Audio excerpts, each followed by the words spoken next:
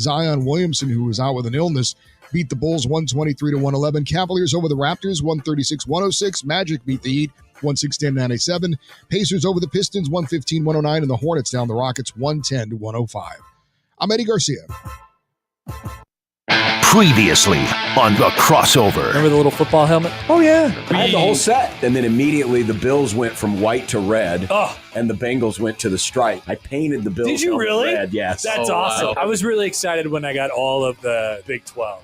And then I could, match them up when Nebraska's playing Iowa State, put them face-to-face. Mornings with Sharp and Handley. The Connor Happer Show. Unsportsmanlike conduct. 6A to 6P. 1620. The Zone. Your Omaha area forecast, presented by Bellevue Berry and Pumpkin Ranch, from the KETV Newswatch 7 Weather Center on 1620 The Zone. Breezy and milder for your Thursday after a cool start. Expect partly sunny skies with south to southeast winds gusting 20 to 30 miles per hour, highs in the mid-70s. Slight chance of an evening shower or storm, better chances east of the metro. I'm meteorologist Sean Everson from KETV Newswatch 7. 1620 The Zone. Traffic.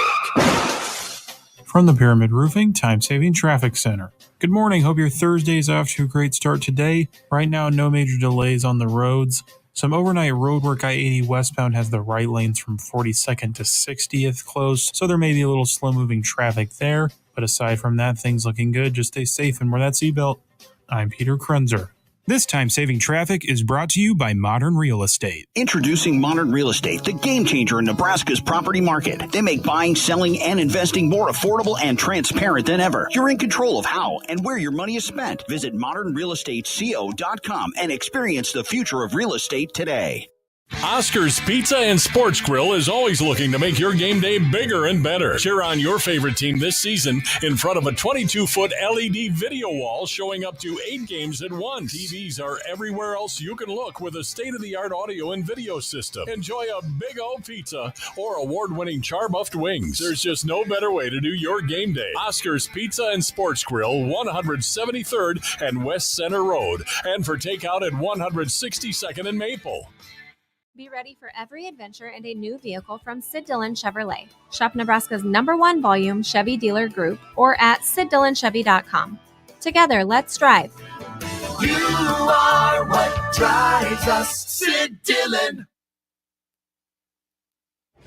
I'm Bridget Condon with NFL Network Now on the Westwood One Radio Network. The Chiefs and Titans finalized a deal Wednesday which sends 5-time Pro Bowl wide receiver DeAndre Hopkins to Kansas City for a 5th-round pick that could become a 4th-rounder for the Titans, according to NFL Network insider Ian Rappaport.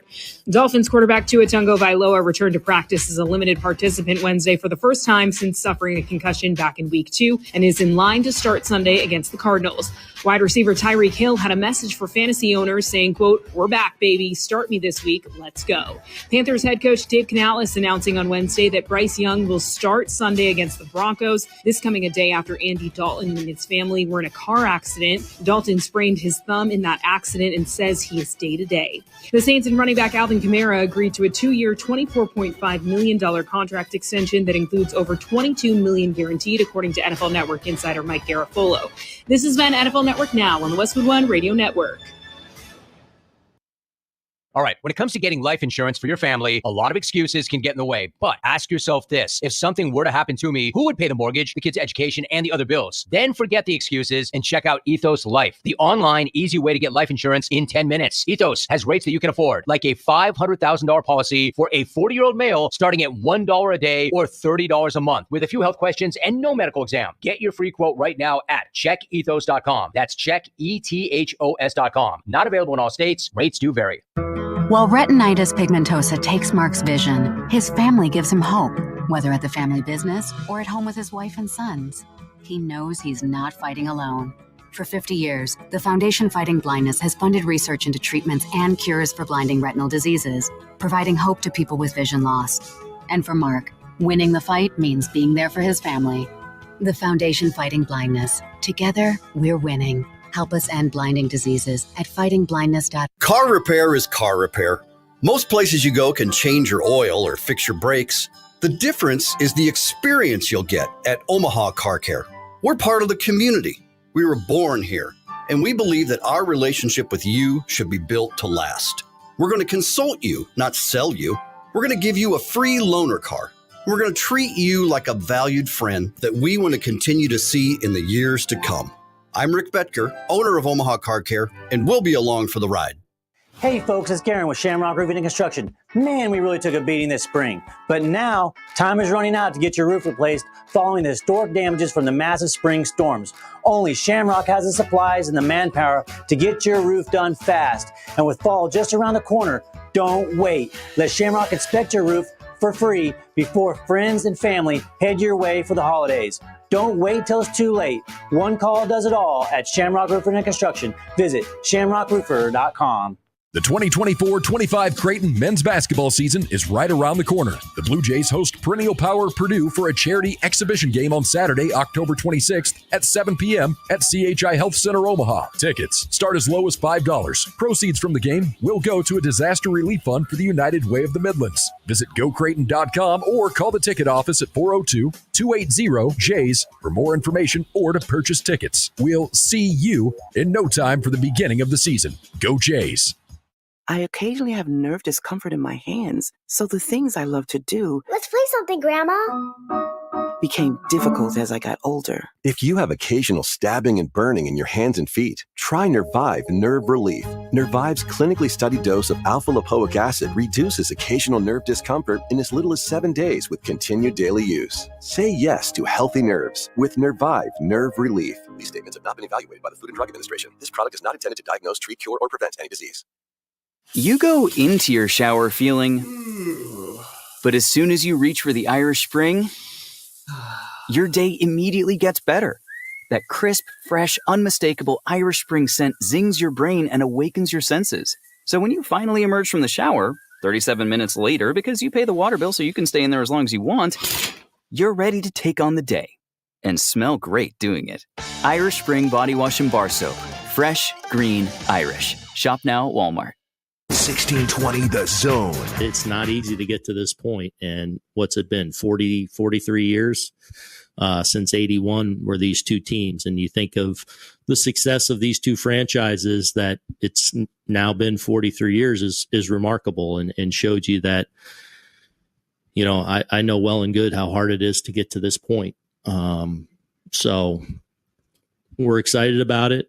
We'll be ready for it, and just looking forward to hopefully a great series. Fernando Valenzuela has pitched a no-hitter at 10:17 in the evening of June the 29th, 1990. If you have a sombrero, throw it to the sky.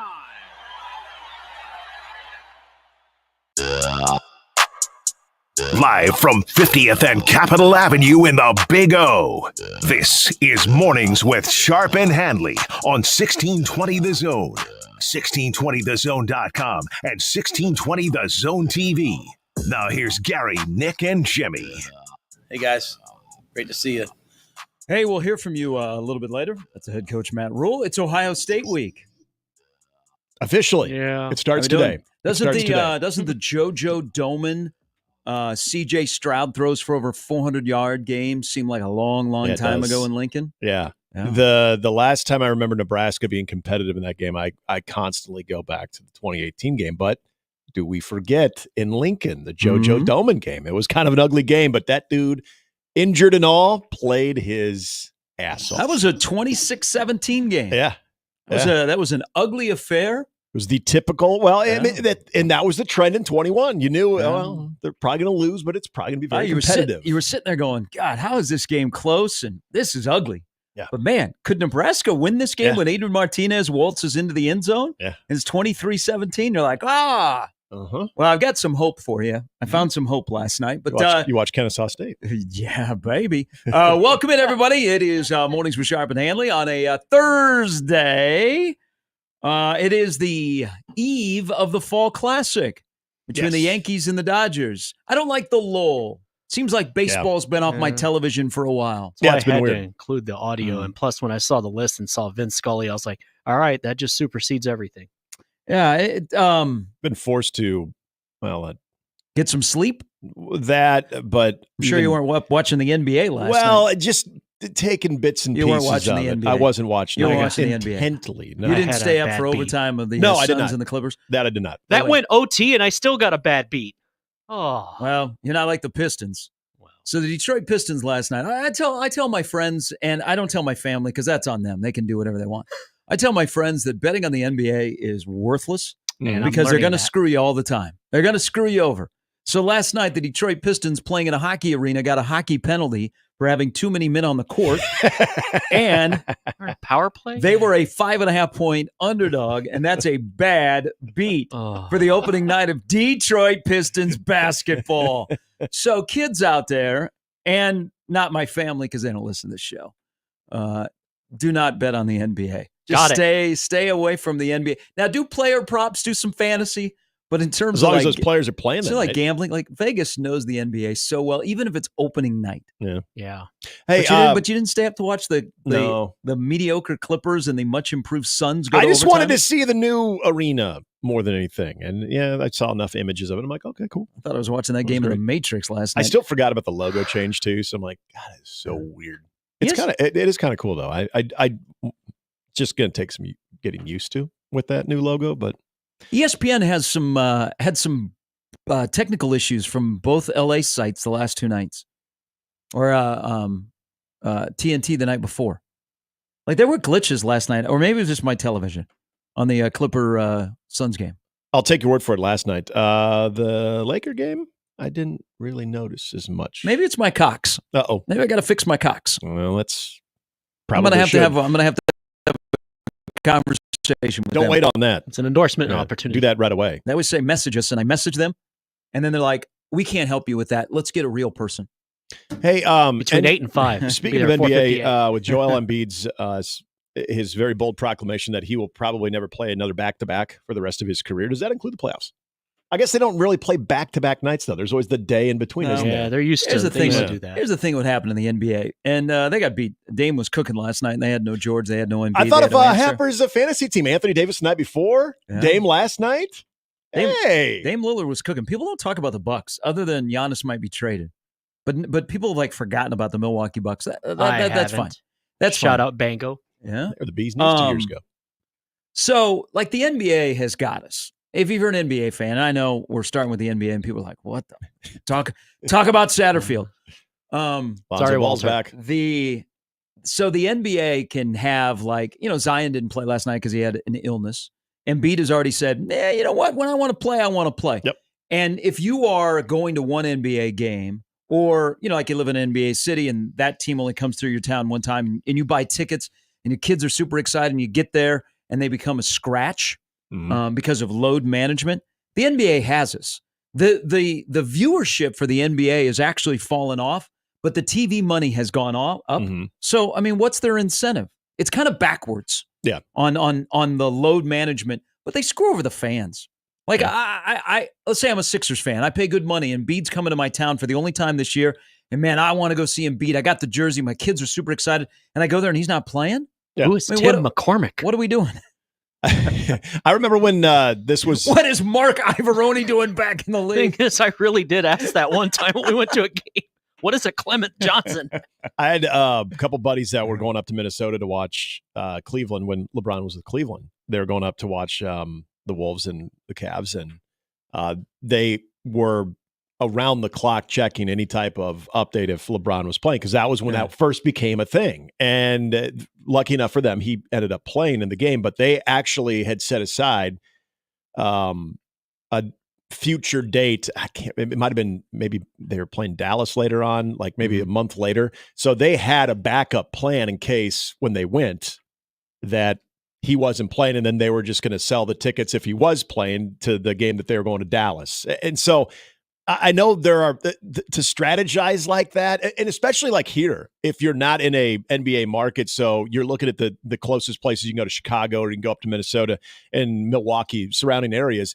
But it's not like, well, they hang around for 2 days either. It's not like it's a weekend series or anything too. So if they don't play the one game, well, you got tickets for the next game too. Jersey chasers will tell you. It's just, I mean, that's a pain in the ass, but I don't know. That's the reality of it. I just thought, I don't know. It's your reality. Yes, reality. So I was in Indianapolis in LeBron's second go-around in Cleveland, and they were in town to play the Pacers. Mm-hmm. And the place was sold out. It was LeBron's first trip back since he had returned to Cleveland. Ooh, this place was sold a while out ago.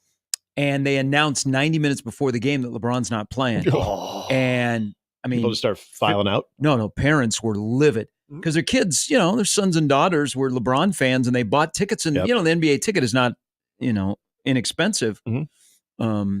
So LeBron's not playing, and that created a firestorm. Like all of the TV stations, I remember in Indianapolis, it was a Friday night. They were doing stories from the arena about LeBron not playing, so much that it started the discussion of if a player is load management, they at least have to sit on the bench. Yeah, so you can people have a see visual of him. Yeah. But welcome to the night number 2 in the NBA, and welcome to the show, everybody. Oh, I got Wemby tonight. Let me quickly give you the lineup. Yeah, the late TNT game is Oklahoma City, Denver. My game's How come they're not carrying the T-Wolves and the Beam team? That's for your league pass. Come on, man. That's our opener at the Golden One Center. But don't you feel great that your league pass is going to pay off right out of the gate? I mean, come on. Watch anybody you want. Well, let's see, we don't get blacked out for the Timberwolves, so people can watch the Timberwolves here. Yeah. I wonder, I might get blacked out. Why? Because the Timberwolves are this market. Oh. Part of me also thought after a successful broadcast you might get blacked out, but that's a different conversation. Sarah Baker Hansen will join us this morning. Steve Sipple stops by, shook from Indiana, but he's fired up to go to Columbus. Eric Edholm on the NFL. Week 8 begins tonight. Interesting matchup. Minnesota is in L.A. to take on the Rams. Kevin O'Connell returns to Los Angeles. So Eric will join us at 9 and Brian Edwards at 9:45. That's the lineup brought to you by the Rooferys at John Higgins Weather Guard. Matt Rule, as we mentioned, speaks later this morning. Nebraska still 25.5-point underdog, traveling to Columbus to take on the Ohio State. Now, this morning, so the temperature outside here in Omaha is, I think, comfortable. 44. Yeah. Ooh, you guys almost at about 11:15 last night. I thought, because I have the windows open. You were going to do it? Man, am I going to have to turn on the heat here? No. Got chilly. Nope, because you know why?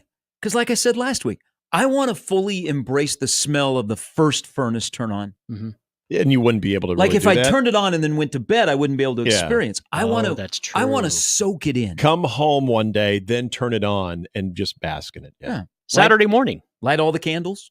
Yep. Yeah, absolutely. Friday night after your Set game. a mood. So go outside, pull out of the garage this morning, and I have neighbors who are on kind of my schedule with their pets. And there is a young lady who is a neighbor of mine that has a little dog. I don't know what. It's just a tiny dog. It looks like a single woman, a single female. Careful. Needs a dog. Careful. Why? Thought you're going to start talking about cat ladies or something. No. Single Okay. female that would like a dog but doesn't want like a gigantic dog. Oh, yeah. Okay. But has a nice little dog that you put in your carry-on. Okay, that's what it looks like. I'm not sure what it's It's a called. companion. But it looks like a nice dog. It's always happy. It's our dog. It always is bouncing around at 5:45 in the morning. Yeah. So I go outside and she's out there and she's got the dog and she always looks miserable because you know that she's tired. she doesn't get up that early, but the dog needs to go outside and so she just puts on whatever and goes Yeah, outside. yeah. But she's always friendly. I always wave at her. I noticed somebody this morning. Like Steve Ballmer last night. They're talking about how much he's worth. The owner of the Clippers. Okay. You saw Steve Ballmer? No, Guy look like Steve Ballmer? No, not 'Cause Steve Ballmer. If Steve Ballmer's not a millionaire, I'm questioning the look of that dude. But catch me where I'm going here. So people that have made a lot of money. Yeah. I'm watching somebody this morning in my neighborhood, and I do see a lot of advertisements for dog walkers or dog sitters. Sure, yeah. Like I went and sat for a friend's dog. Yeah, you watched a doodle. Yeah, for about like I know. 6 hours. I know. And I'm like, no, this is miserable. They're like sleeping. What am I going to do? This person this morning had like 9 dogs on a leash. Whoa, that's a lot of poop. Oh. Like, I think they're a dog So, yeah, walker. They're a pro. So immediately in my head, I'm like, I wonder how much they make. That is a big bag. 9 dogs at 5:45 in the morning. They were walking them. They were all on they were on the master leash. Like it looked like the guy that was walking the dogs was in charge of the Clydesdales. He had the reins in his hand. And I'm like, good on you. But man, you must love dogs or love cash. Can you make a lot of money as a dog walker at 5:45 in the morning? Well, there's like Uber, there should be peak times. The times that no one else wants to actually walk the dogs, I feel like you should get paid more. Because so my brother one of my brothers, is on the Rover app where he walks dogs. Yeah. Tell me more. Yes. Rover. Wait a minute. There's an app called Rover? Yeah. First of all, that is magical. Yeah. I know. Secondly, let's talk about he's this. He's a huge. If anybody loves dogs more than my brother, I'd like to meet that person because he's awesome. Just crazy about them. So during his lunch break at work, and before he goes to work, and then after he goes to work, he's essentially like an Uber driver for dogs. And so he's got like some time over lunch, and he's like, Yeah. I wonder who wants to have their dogs walk. He works right by his apartment, so that's how he spends. And there's a lot of apartments in that area, so dogs like him. He walks dogs, yeah, and he doesn't get a bowel movement doesn't going have on. a problem with any type of dog. He loves all dogs, and he's been doing this for over a year. And I kept telling him kind of what you're alluding to of you need to take this beyond the app, like just actually find next level. Like when that nanny can find the rich family and they nanny for them, and that usually jumpstarts them to financial freedom. I was like, that's what you need to do. You need to find a wealthy family and that you just get in on the trust tree with, and all of a sudden you're walking them. But I'll text him and find out how much money. But yeah, so essentially he's the dog. It's like the Uber of dog walking. Now they have to give you a little bit more notice than what you would, you say, hey, I need a ride in 5 minutes, as opposed to, hey, I need my dog to be walked someone now. But I think like he'll have his day planned out the following day. Like he'll get his appointments like the previous day. And so, because there's been times I say, hey, do you want to come by the house? You want to get a beer or something? And he's like, yeah, I got a couple of dog walks that I got to do after work, but I should be done with those, within an hour after work. That's cool. So so it's an app called Let's see if we Rover. can get a hold of your brother. Let's see if we can make some money off of this. Yeah, 1620 the dog walk. It's a good. It really is a good idea. Let's take down Rover and let's get our own app for dog walkers I out like there. it. Yeah, and he could spearhead this because now he has the experience and he has the trade secrets of Rover. There's our anniversary idea. You He could guys tell- he once could- did beer. He could tell us the Dog walk. vulnerabilities of it. Okay. I mean, Uber and Lyft exist. You can always have two. Ours would be better. And I don't know. Maybe I'm completely off. Maybe this guy is a big dog owner and has 9 dogs. Now, the reason I knew that it was 9 because we were both stopped. He was at the corner and I was at the stoplight, and so I was counting them. I wanted to roll down my window and go, "Good on you," or "What's the story?" Yeah. But he had 9. He's walking 9 dogs at 5:45 in the morning. I would ask, "What's the story?" Yeah. I'd be curious. Call him Morning Glory after. I had a kind of a.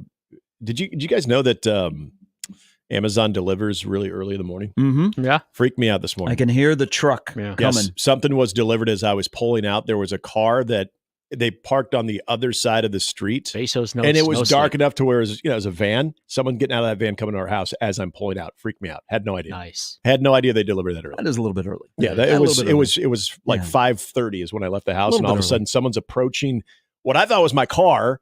They're actually approaching my front doorstep. What the hell? And then I realized, oh my God, it's an Amazon. That's delivery probably person. the Amazon driver that also has the leaf blower going at 11 o'clock at night. The vacuum at midnight. Those people do exist. All right, there was something magical last night because anytime that you have midweek football and you have chaos and you have an upset is a glorious thing for this wonderful world. But I'm going to tell you, boys and girls, something here because people are dreading that are getting on planes this morning to go to Columbus or driving to Columbus or going to the game. You want to believe? I'm going to give you something. Okay. So let me just everybody kind of inch up closer to the radio. If you're driving, just stop where you're at right now in the middle of Dodge Street. Let's all gather around. So hope is a dangerous thing. My friend, Ain't that the truth? It can kill a man.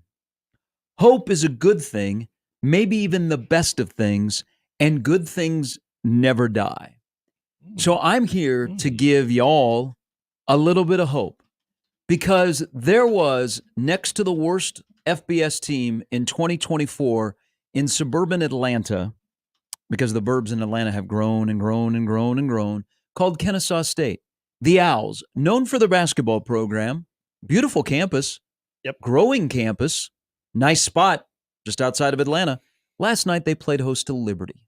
Now, the Fighting Falwells. Liberty, it's important for Liberty football to be in the lead because they're not very good at Hail Marys. And last night, they battled against Kennesaw State. Kennesaw State was 0 for the history against FBS teams. Yep. But yet they had a playoff contender that came in to their home stadium. Mm-hmm. And last night, not once but twice, they got to celebrate an upset of Liberty. And this is how it went down. So they played a really, really good game. And you said, do you believe in miracles? And then the officials said, not so fast. Because the officials all graduated from Liberty. And they said, we can't let this happen. Yeah, and you need another play. Liberty's playoff hopes go away. Yep. So they cleared the field. Students had run on the field. They had no idea why they were running on the field. They just saw one guy do it, and then the other, and then all of a sudden it was a snowball thing. But if you build a football field and you upset somebody, people will come. They will come. People will come. They will take your goalposts. They will celebrate with you. They will take selfies with you. And you never know. You may end up having a better night after the football game. Who knows? Mm-hmm. But that's what happened last night. Kennesaw State, students were on the field. They're celebrating. They're like, this is great. This is the greatest thing. I have no idea who you guys are. I never came to a football game, but it was Wednesday night, and they had cheap beer, so I'm here. Yay! And then the officials say, get off the field. And they say, not so fast, my friends. And then they have another play. And Liberty comes up short. And so you get to rush the field twice at Kennesaw State. Yeah. And Kennesaw State last night, Wednesday college football upsets are the best. Some might say that a warm, hot shower is the best, but college football upsets on Wednesday are even better. But I'm here. I'm here. You know what? Are you ready? Are you ready? Yeah. You know when Red suggested to Andy that the hope of release or escape will drive a man mad, and it's immensely unlikely to come true? Remember that? Totally remember that. Okay. How could I forget? Last night, Liberty's playoff hopes, they vanished. They go. Okay? They went the way of 666. Oh, my. Boom, done. How Halloween Out, of you. Out. But they might have been a fraud anyhow. Mm-hmm. People, I want you to understand. You don't lose to a winless Kennesaw State team, be a real playoff contender. You just don't think on a Wednesday night you're going to roll into suburban Atlanta and you're going to beat the Owls. Yeah. Okay? Because that doesn't happen. You got to respect the owl. Yeah, okay? that's true. We have fewer owls in this country. We don't have as many owls in the trees anymore. You know where there are more owls? They're fake and they live in your house and they're ceramics. Yeah. We don't have the real owls, but we had a real owl last night that pulled an upset. They're used to keep birds away. I just want people to know this mere fact about what happened last night in Georgia could happen in Columbus, Ohio. Kennesaw State was a 25.5-point underdog, and they won the football game. Yep. I see what you did there. Boys and girls, Nebraska is a 25.5-point underdog against Ohio State. You heard that correctly. I just compared Ohio State and Liberty and Nebraska and Kennesaw State. Well, even better. I'm trying You just to compared help Ohio people. State to Liberty. I don't like being miserable. I like to have the joy of the guy walking 9 dogs at 5:45 in the morning. So I'm just trying to provide a little bit of hope. It all comes around. That it can happen. And this weekend, maybe we'll have a chaotic weekend. I'm not saying Nebraska, Ohio State. See, I told you. I'm just telling you, if you're thinking about canceling your reservation to get on that plane and fly to Columbus, Ohio, and you're going through Midway and you're like, oh, at least I'll get some nuts on Clark, or I'll get some popcorn. Just, stranger things have happened. Isn't that what? Now, don't hold me accountable on this. I'm just setting this up. Isn't that what everybody tries to do? It's the time When we they tell fly you through who's- Midway, get nuts on Clark, Yeah, or get the popcorn. which actually Garrett's is much better. But And people can talk to you guys about 2:30 on Saturday. I digress. No, they can't. But isn't so? I knew we would bring this up in relationship to Nebraska, Ohio State because of the point spread more than anything. When I saw that, okay, you've got a winless team versus an undefeated team. Now, up until yesterday, to be fair, I did not look at Nebraska's not winless. Right. So they've won 5 games. But People forget. that triggered people that triggered forgot me this week. Triggered me to look at what the point spread was. I figured, this is probably a 3-touchdown point spread then. And seeing that it was 25.5 as well, I thought, oh gosh, we're gonna go there. We're gonna go there. But doesn't everybody do this when it comes to the teams that you root for so passionately for? That when you are up against pretty much an unwinnable game coming up, you look for things between, I don't know, Monday, Tuesday, Wednesday, Thursday, but whether it's a Saturday game or a Sunday game, depending on who you root for, that you try to find something out of the ordinary that you can at least align to, that you can at least draw some type of comparison to. No, and you know what? I'm sure there were a lot of people that either watched that game last night or saw the result or are listening to us right now thinking, you see, weird things happen in college football. Weird things happen in sports. That's why I brought up the 2021 game. Mm-hmm. College football's volatile. It's very volatile. I wouldn't say it also is very humbling. Just we got to be fair here. Let's be fair. The fact that we used to carry Fox. Well, we still do. Yeah, the program before us is on Fox Sports. True Radio, that. right? All right. True that. So it is. We got to be balanced. Yeah, well, it's very humbling. Use this as an example. This is the first day this week that we've actually led off without talking about what happened on Saturday. Oh, the first segment's not over yet. Just saying. Last 3 days, it's all been about what the blank was that, or what was said last night, or what was said yesterday in relation to the game on Saturday.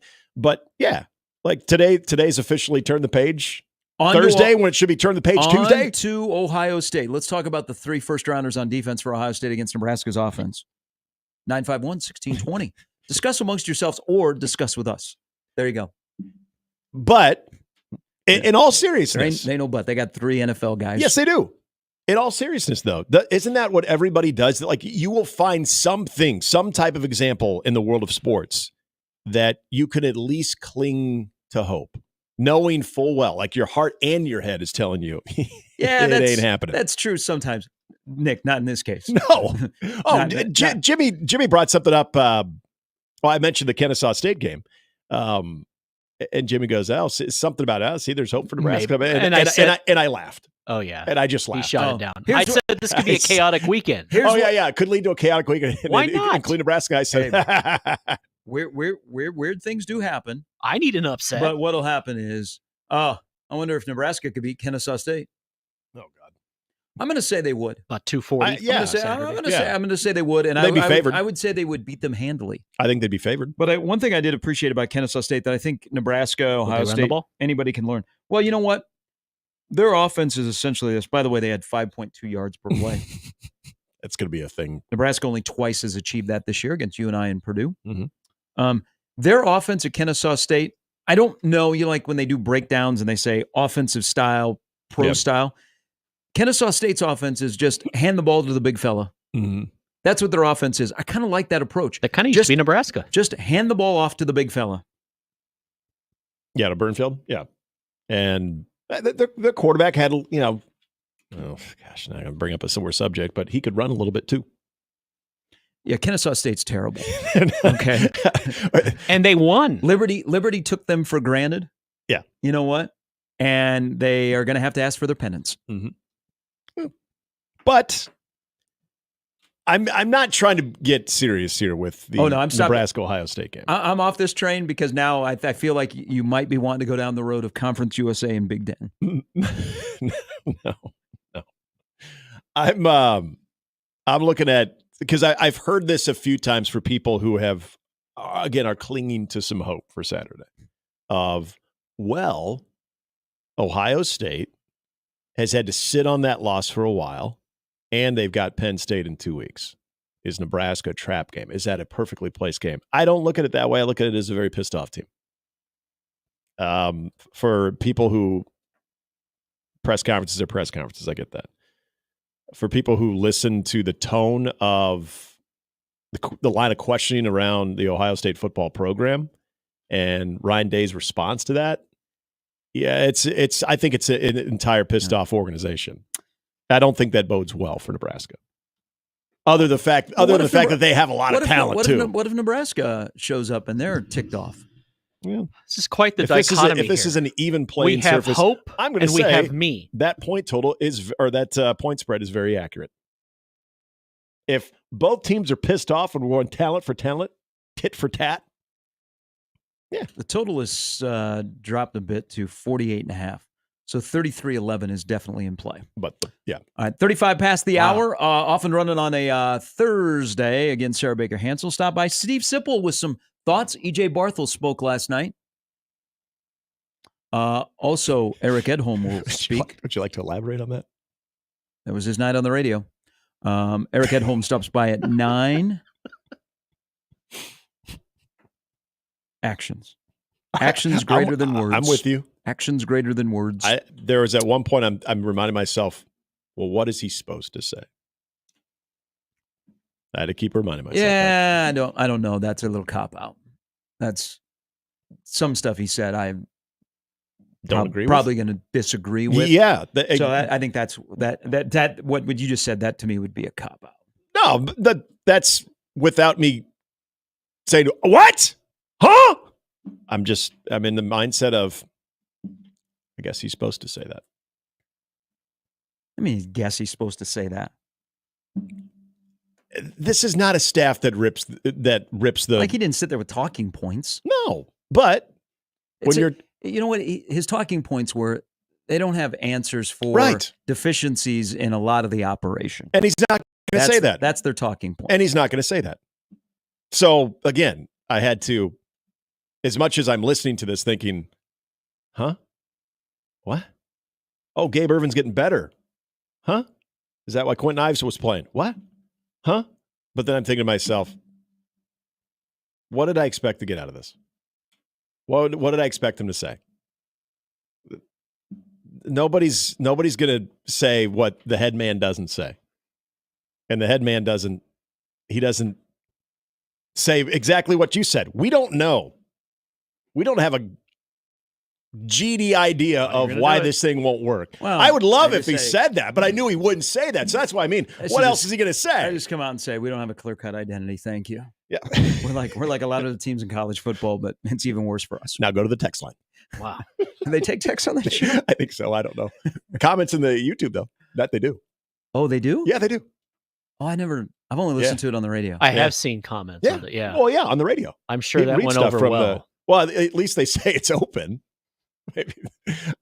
Just keep trying. It's open. Come to think of it, there's been a few questions on the comments section that I think has been asked to Matt Rule, but those are usually very positive.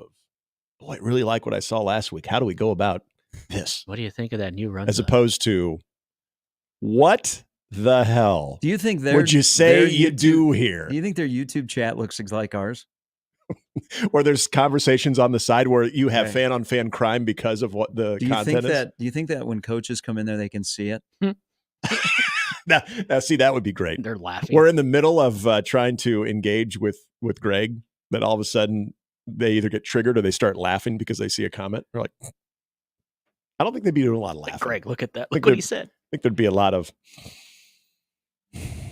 That's true, because it's an evening show. People usually can be grumpy in the evening. Probably worn out by a day listening to That's what I would 1620. Think. Yeah, I don't know what type of traffic that gets. I would have been very curious to see what the comment section was when EJ Barthel's talking about the running backs. I can maybe find that out. I'll see what I can find out. All right, off and running. We punched the clock on a Thursday. Thanks to all of you for joining us. Let's get that chat going this morning. What the heck? It's a Thursday. We got a lot of stuff to talk about. A lot of college football stuff, and we have Rams and Vikings tonight. Kind of a sneaky good Thursday night game, but could be a game changer for both teams after tonight with the trade deadline coming up. We'll get into all that and much more as we roll till 10 on 1620 The Zone.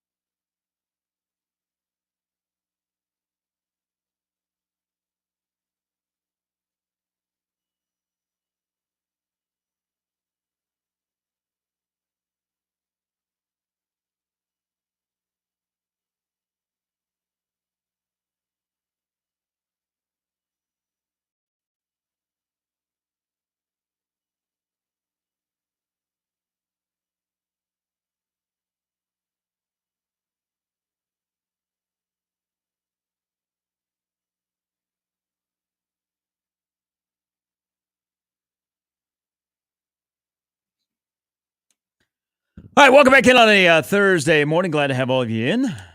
Jimmy, Nick, and Gary. Sarah Baker Hansen will stop by at 8. Speaking of some food items or some beverages, you know what one of the most amazing things in this wonderful country that we live in is? Of everything that has changed, whether it be with your favorite sports team, with the economy, with your life, whatever it might be, you know one thing that is constant? I mean, the sun's going to come up, the sun's going to go down. True. I've been told. We need that. The sun? Yes. Death and taxes. Yeah. You know what one of the most amazing things I think of in this country that has, I think, rolled through 2 world wars? It has rolled through the ups and downs of Nebraska football. It has rolled This is through what they taught us in school. times of despair and times of happiness. The fact that the Arizona iced tea is still 99 cents, I think is one of the most amazing things that is really part of our society. Is it? Is it still 99 cents? It is still 99 cents. Oh my you know gosh. what? At your local CVS? Yeah, I just assumed it was like $3. Yeah, and that's really the only place now you can find it is like you go to Walgreens or CVS. Yeah. And it seems like all the drinks at Walgreens are overpriced anyhow. And they're tall boys, right? Yes. So yeah. Oh no. It's So I've heard this story because I happened to be in one of those places not too long ago, and I was looking at it, and I'm like, it always remains 99 cents. Did you buy one? Hell, even some of the cans say 99 cents on them. Yeah. Okay. See, I do remember the cans saying that, but again, this has been a while since I've actually even noticed an Arizona iced tea. So they have. I've heard this story. Like, you know, the Dollar Trees changed from it's like $1.25 or $1.50. Yeah, $1.25. And they sell the Arizona iced tea at the Dollar Trees. So, okay, it goes to $1.25.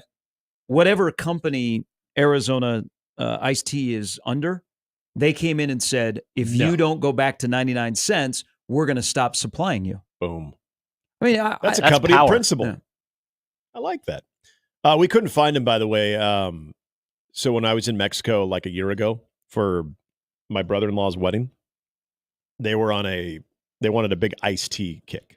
And we were going around a lot of the little shops there. They're like, if you can find a big Arizona iced tea, that would be great. That was the last time I've heard of Arizona. And we couldn't, unfortunately. We need to get the Arizona iced tea police on this. Andrew says Hy-Vee sells it for more than 99 cents. Oh. But there's that a needs to be smile in reported. every aisle. That needs to be reported. Maybe it's just the mom and poppers that are the 99 centers. That they, you know what? They don't want to gouge their customers. They don't want to take advantage of their customers having a deeper pocket. They know that their customers want the Arizona iced tea and that maybe they only have as $1. And you know what? They'll let you keep the penny, but they want the Arizona iced tea. But the fact that it has pretty much remained, now I'm finding out about Hy-Vee.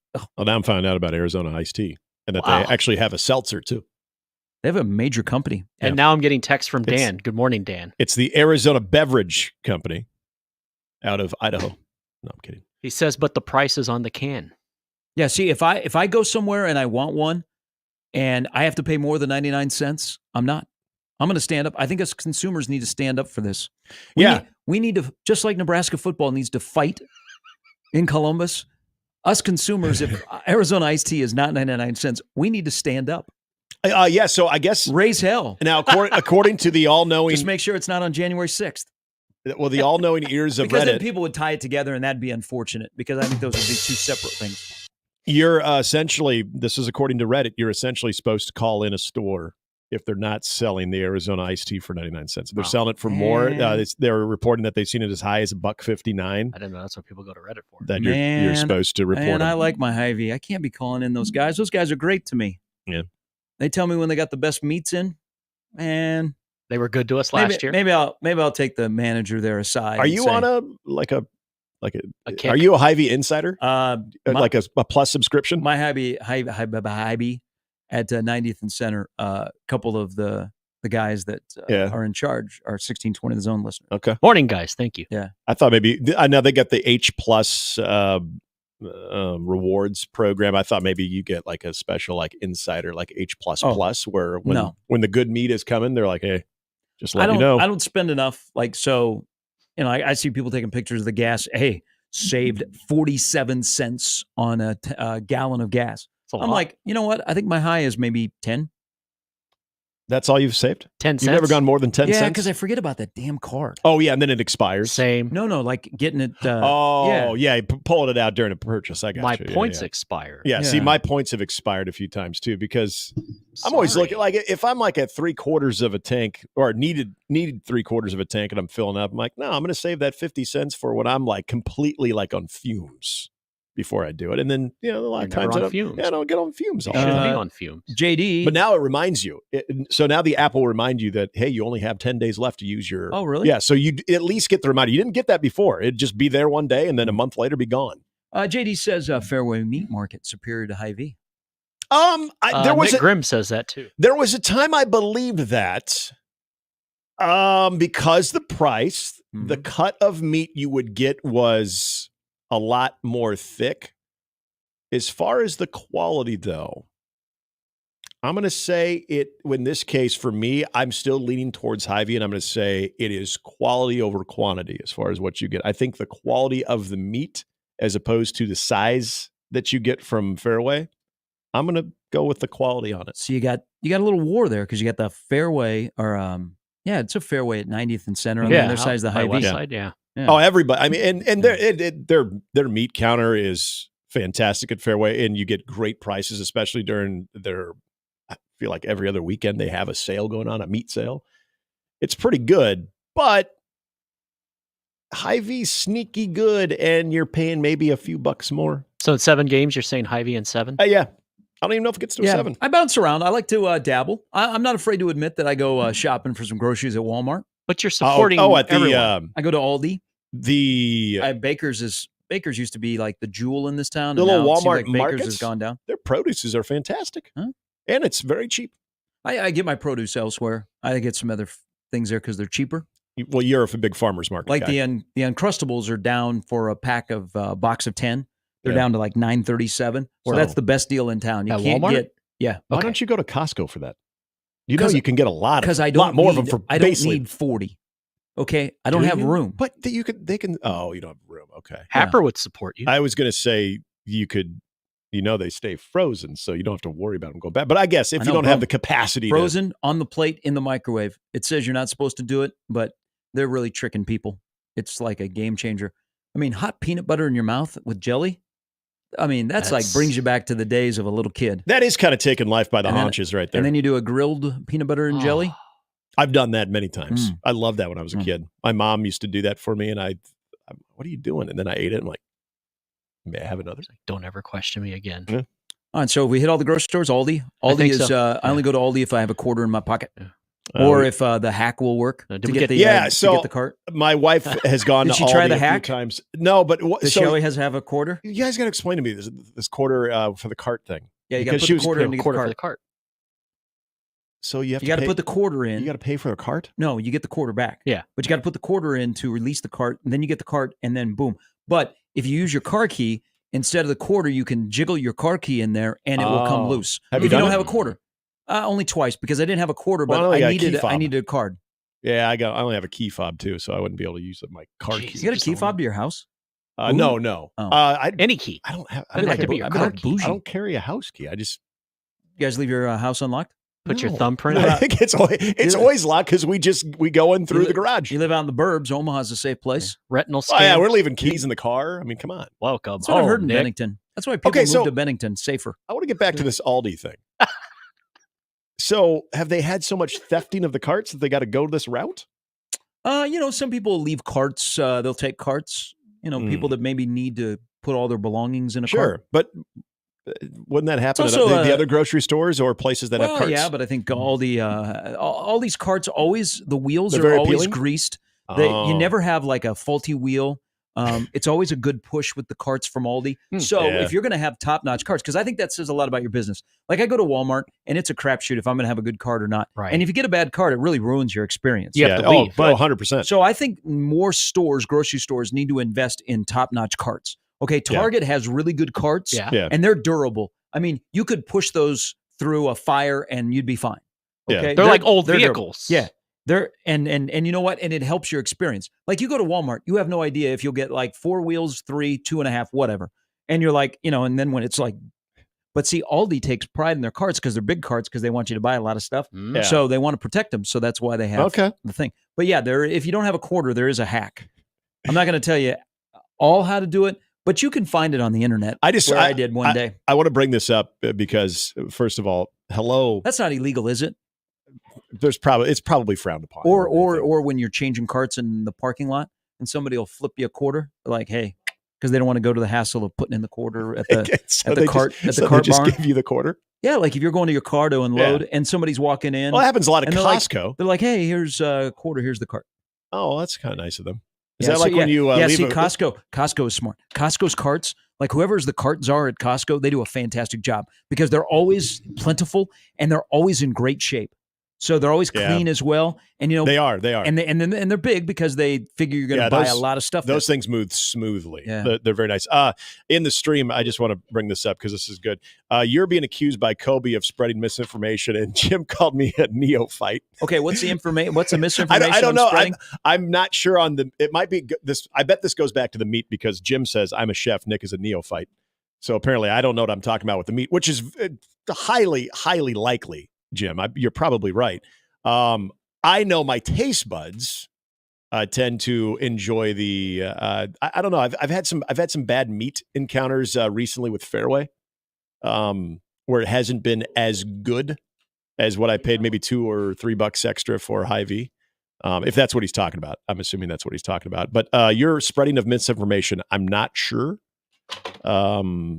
Oh no, he sent info. He sent me a tweet about the Arizona tea. We got the Arizona tea. two things of info. Bob called first. We pre-printed our cans with our suggested retail because we want to force retailers into selling at that price. Retailers, however, independent business people can set a price whatever they prefer. We do make and sell non-price cans as well.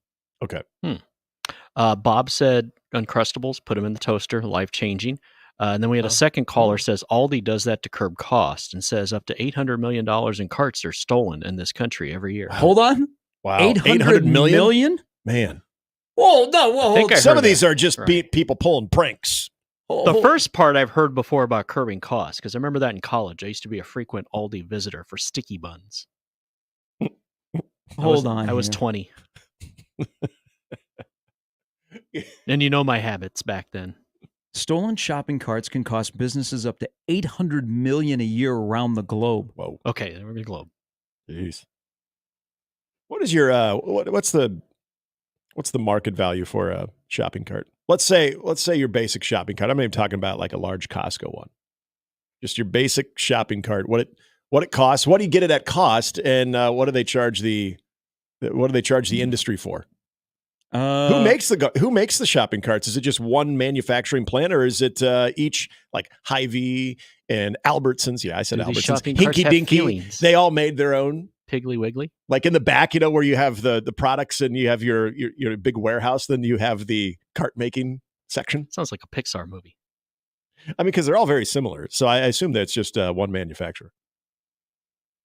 Well, I can tell you where there's a lot of empty carts that used to be left, and then they built a business on the corner of what is that? It's off of 72nd. It's across the street from Walmart. So a lot of people would take. Oh yeah. So people that would go and catch the bus across the street would push the carts, and that field used to be open, and now they just built a business there, so there's not room. So people would just push their carts over there, and they'd leave them. So you would see like 6-7 shopping carts that were sitting there. Isn't there enough shopping cart stalls in the parking lot where that you should never just leave it? They're like every this opens up a whole nother they're thing. Like every fourth stall. Of people that leave them and then are or use a parking spot. They let their cart go, and their cart runs into a car. Yep. Yeah, mm-hmm. Yeah. This is a whole layered discussion that we have when you have a 56-7 loss against Indiana, and that's the main thing here. We had 2 minutes to 7 o'clock. We almost went an hour without even talking about it. Oh, we've got to. Okay. It's the elephant in the room. Still exists. Kobe says, you're spreading misinformation, Gary. Don't slide it in like nothing has happened. You know what? If you're an independent person and you want to do it for 99 cents, do it for 99 cents. Yeah. I just think for the fact people. that it has stayed for the most part 99 cents is one of the greatest things in this country. Like I said, Reddit was saying I think when you go into a place, and it's not 99 cents now, you should bring it up. And especially if it's on the can. You'd be like, what's the deal here? Yep. I want to talk to a manager. Or you go up to customer service and try to get the what the can says and what you paid and get the difference back. Maybe pick up some stamps while You you're know there. what? We need to start standing up for ourselves. Yep. Yeah. We need to get out there and fight. We're not going to take it. Okay? Yeah. Yeah. You know what? When you're down, okay? When you're down 14-7, stand up. You know, you can make it a ball game. If you tie the game, it's crazy. Show some Because punch. then it's tied. Yeah. Hold on All to of the that. football. All right. When we come back, do you think Nebraska has let down the Big Ten? Jimmy's got an update coming up next. You'll see where I'm going. Okay. It's Mornings with Sharp and Handley on 1620 The Zone.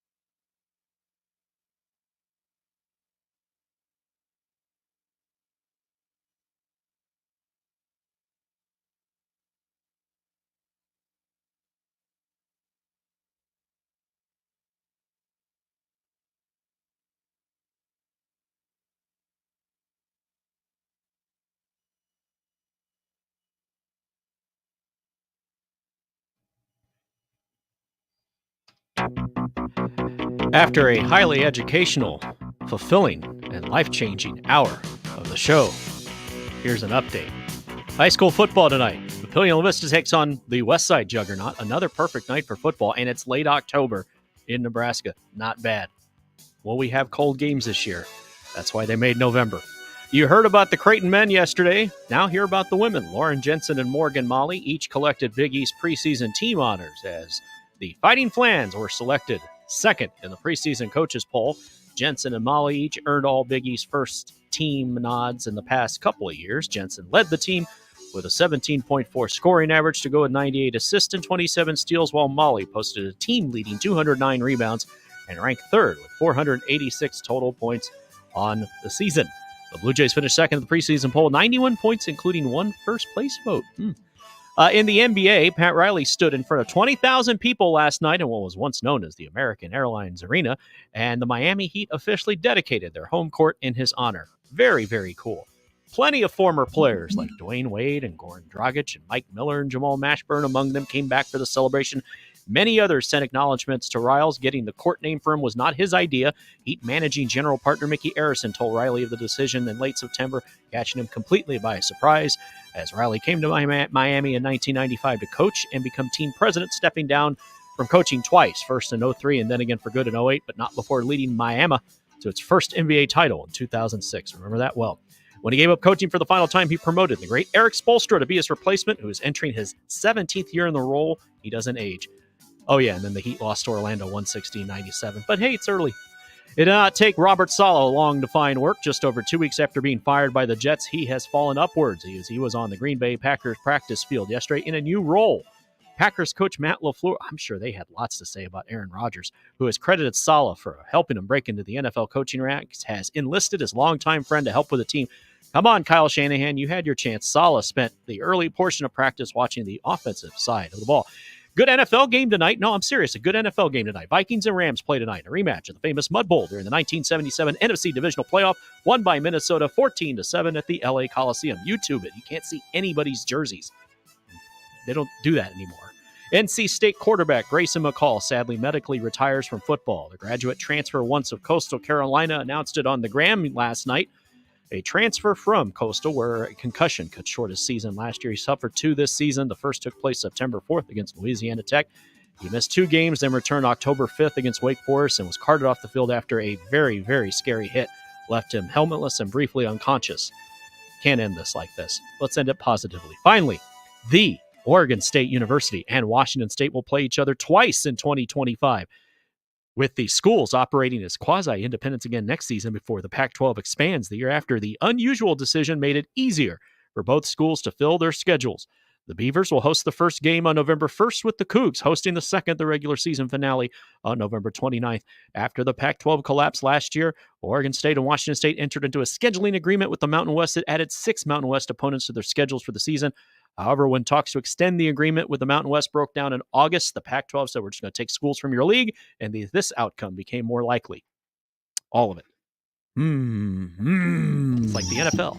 Thanks, Jimmy. We are becoming more educated about the carts. Fred says in Shenandoah, Iowa, Americana is the name of the cart company. He is in a business that they need carts, so he does business with them. Yeah. I figured there was probably a centralized business throughout the country that is producing them because they all look the same. It's not like anybody's coming up with new technology with the shopping cart. It's pretty much stayed the same. John says they could save 100 million in lost carts if they just go in front of the Mega Savers. Touche. We got a caller that said over on 50th and Ames, they pay an individual once a month, Jimmy? Once a month, yes. Once a month to go and collect the carts. From around the neighborhoods. Has a big trailer and does it. There's a lot of carts. The fact that you need to do that tells you that we have a problem in our country when it comes to shopping cart theft. What was the total? 800 million? Worldwide, 800 million. Worldwide, 800 million? Wow. Well, Married with Children, she said she thought it was homeless parking the grocery carts. That was a Kelly Bundy line. Oh, okay. Which explains a lot if you watch the show. It's been a while since I watched Married with Children, and I'd like to think at some point I probably saw every episode, but it's been so long that I've forgotten a lot of them too. Everyone wanted to be a no man. I do remember no. So there is this person just shared a story with me. San Luis Obispo, where I was last year. Yeah. Beautiful area. Fortunately, I got 15 inches of rain. Cal Poly, right? The 2 days that I was there, Yeah. yes.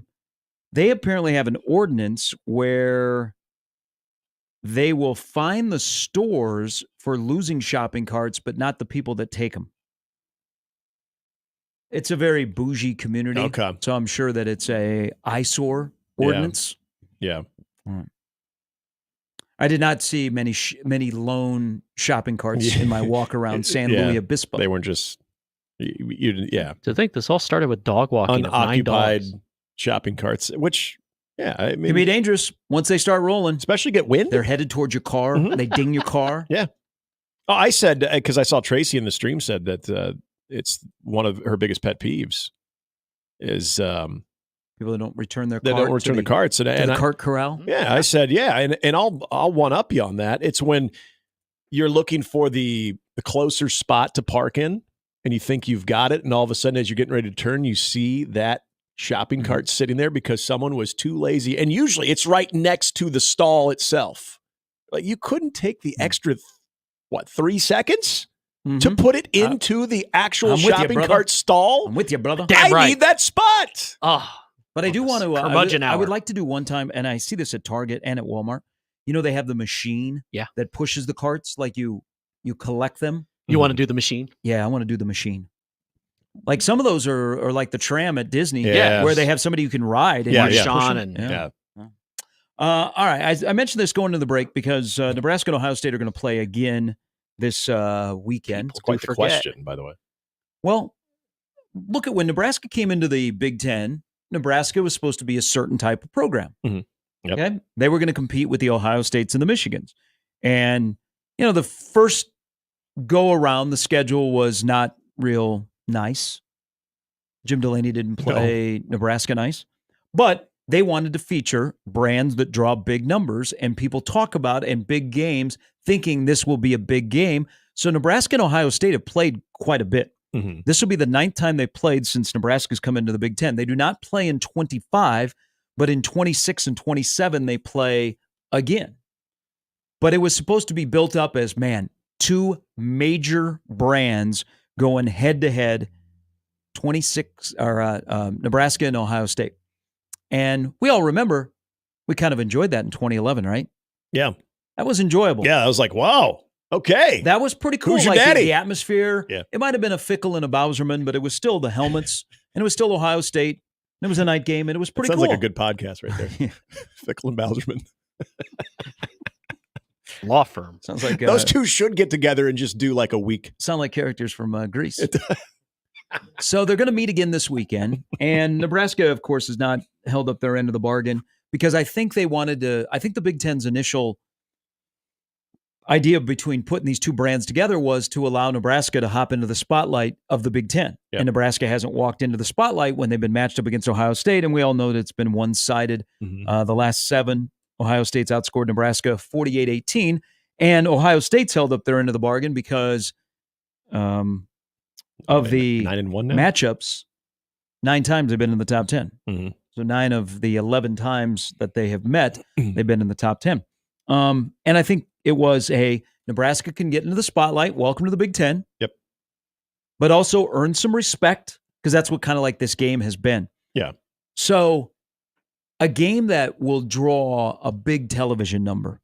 Just as a comparison, Nebraska-Indiana was the 4th most watched college football game last weekend. Yep. And it was on Fox. It was in the forced Fox 11 a.m. window, 3.2 million. Mm-hmm. Now you have Nebraska's numbers.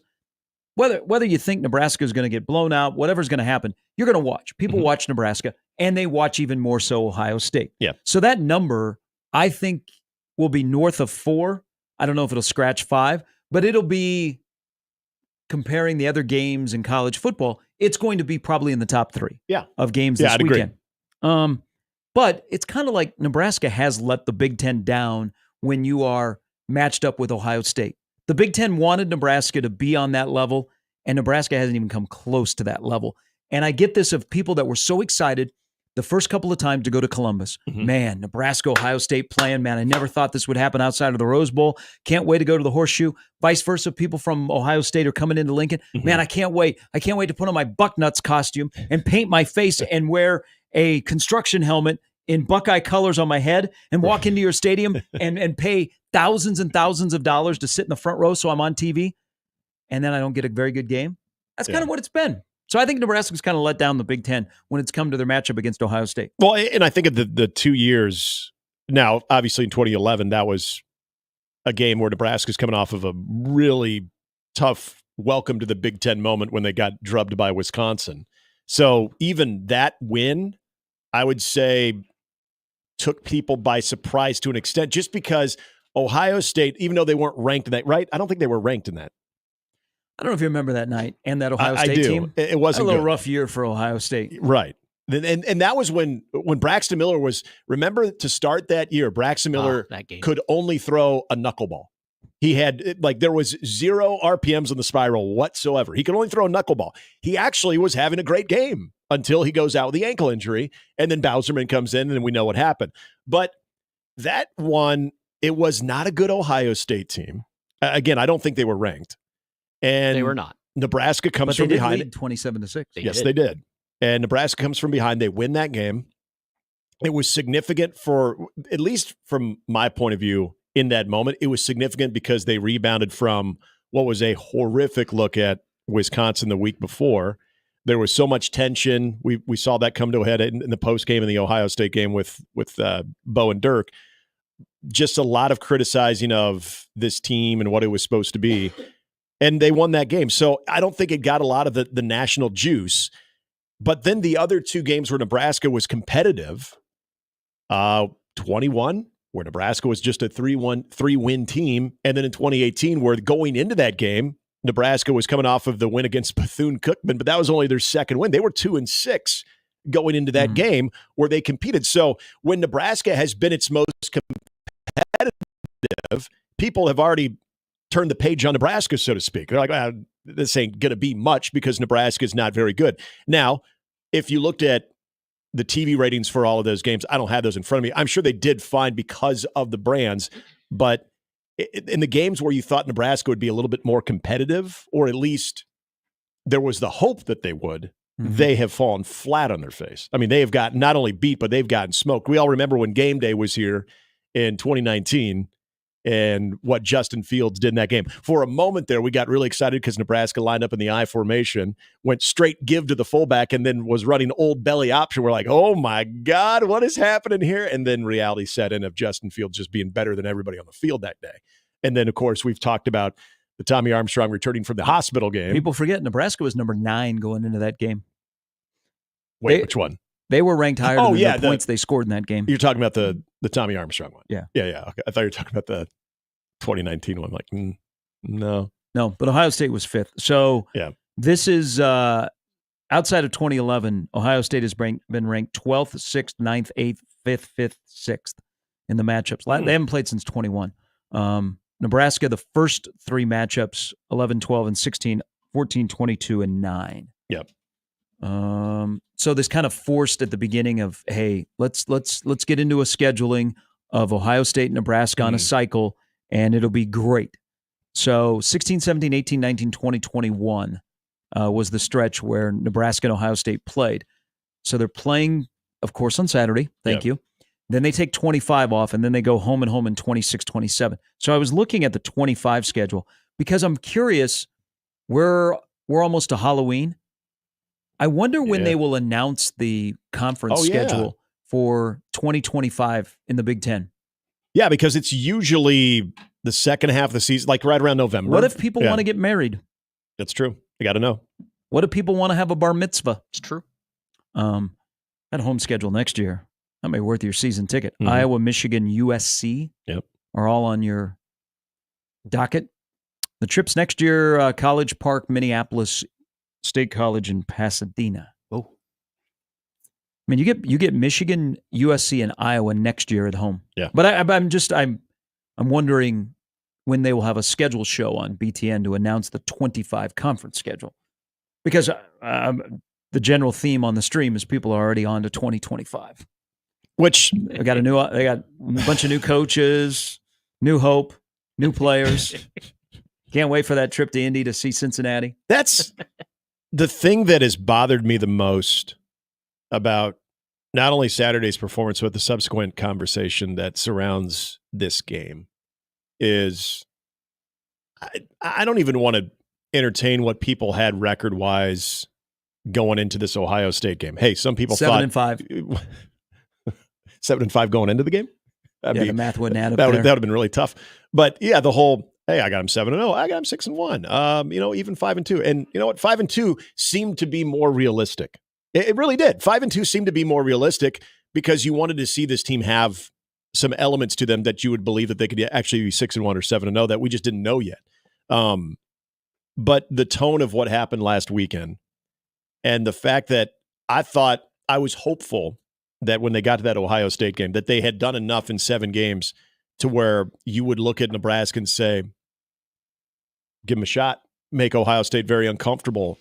Can they do that? Are they at that level where even though the talent that exists on the Ohio State roster, it doesn't seem like there is this canyon of a gap between the two. And now we're hoping for Nebraska to cover. Now we're hoping for Nebraska to not get embarrassed. I feel like the beginning of the season, you were hoping that tone would change.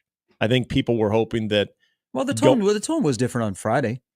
I mean, one game has kind of shook some people. It has. And it kind of gave you a dose of reality. Mm-hmm. I've said this all week. The reaction to Saturday, again, you can't lose 56-7. You can lose 35-24, and we're still going to pick it apart and go, man, Nebraska still got some problems. Yeah. But 35-24 is much different than 56-7. It's math. It's just simple math. It's new math. It's new math. It's old math. Is if you were 8-9, your reaction is different to us 6-7 people. Very and true. There were 6 and Very 6ers true. out there. That's a good point to bring up because there was until consistency, being able to handle success, stack it. We've been over it so many times. You have that type of game, and not only does it expose things, but to the 10th power. Now you're left to believe, okay, we know what this team is, but how much can they mask that against future opponents? And I say future opponents because I think Ohio State is the ultimate problem exposer with what they have. So are you able to mask that to the tune of taking care of business against UCLA? Get your 6th win. After that, this is what's crazy, is after this game, every game is winnable. Everything on the schedule is. I know it sounds crazy after what happened last weekend. Obviously, every game is losable too, which sucks that we still have to say that too. But this is the daunting task that Nebraska has. So when I know you said this even on Monday, when people say it's about the response, how they look against Ohio State, and then you'll get the pushback of, I don't accept that. I wanted to see this team be much further along in the process to where it's not a, hey, give a good effort and don't get blown out. Don't. Okay, I understand that, but it's how these players walk away from that game, which is what dictates the rest of the season because of the remaining schedule that you have. Yeah, Wisconsin's getting better. Okay, Iowa, you know what Iowa is, and you know what they aren't. UCLA, great opportunity there. USC, that's a fragile team. I don't care whether you're playing them in LA or here. Hell, there's going to be probably the same amount of Nebraska fans if you were, going out there. If they were playing here, they're going to be at that game. So as long as this thing is not a demoralizing, oh my God, we are just not good, and it just crushes their soul. Honestly, even in a defeat, how they play that game for 4 quarters against a far superior team does matter. It's not what people want to hear, but it does matter if you can be respectable. That's why I say it kind of sucks to say, just try to cover the 25.5 points. But if that group collectively can walk away saying, hey, we did a lot better things than we did the week before, we're excited about what we have in front of them, could be interesting. Could be interesting. Coming up in about an hour, Steve Sipple will stop by. We got Sarah Baker Hansen. We'll talk a little NFL. We got the Rams and the Vikings playing tonight. Would you sit Matthew Stafford and Cooper Kupp? You don't want him to get injured because you might trade him. Trade value.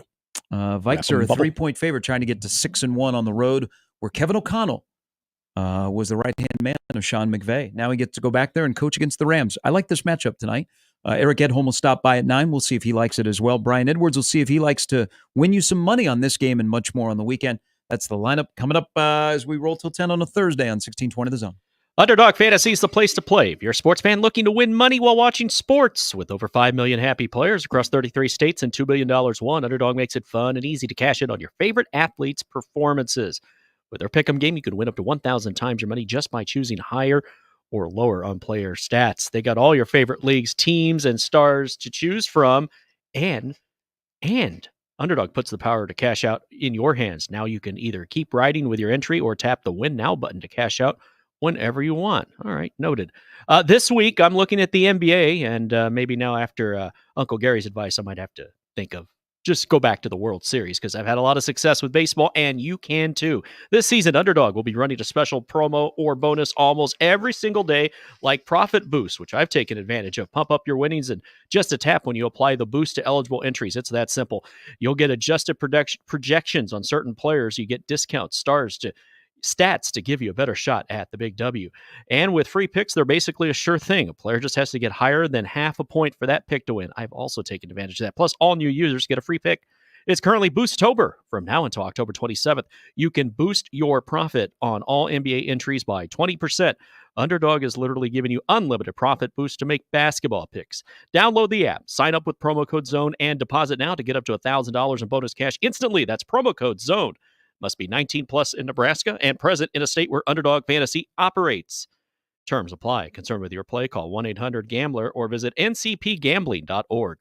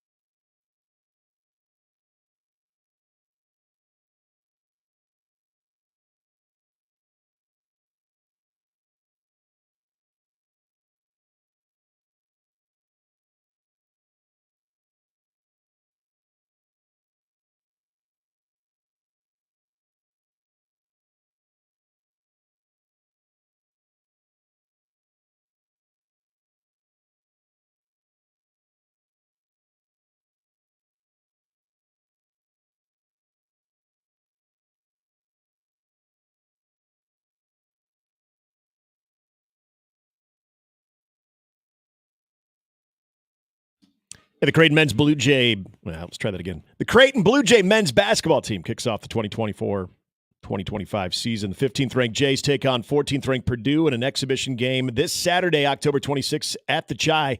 Listen all week with the Connor Happer Show to win a 4-pack of tickets into the game.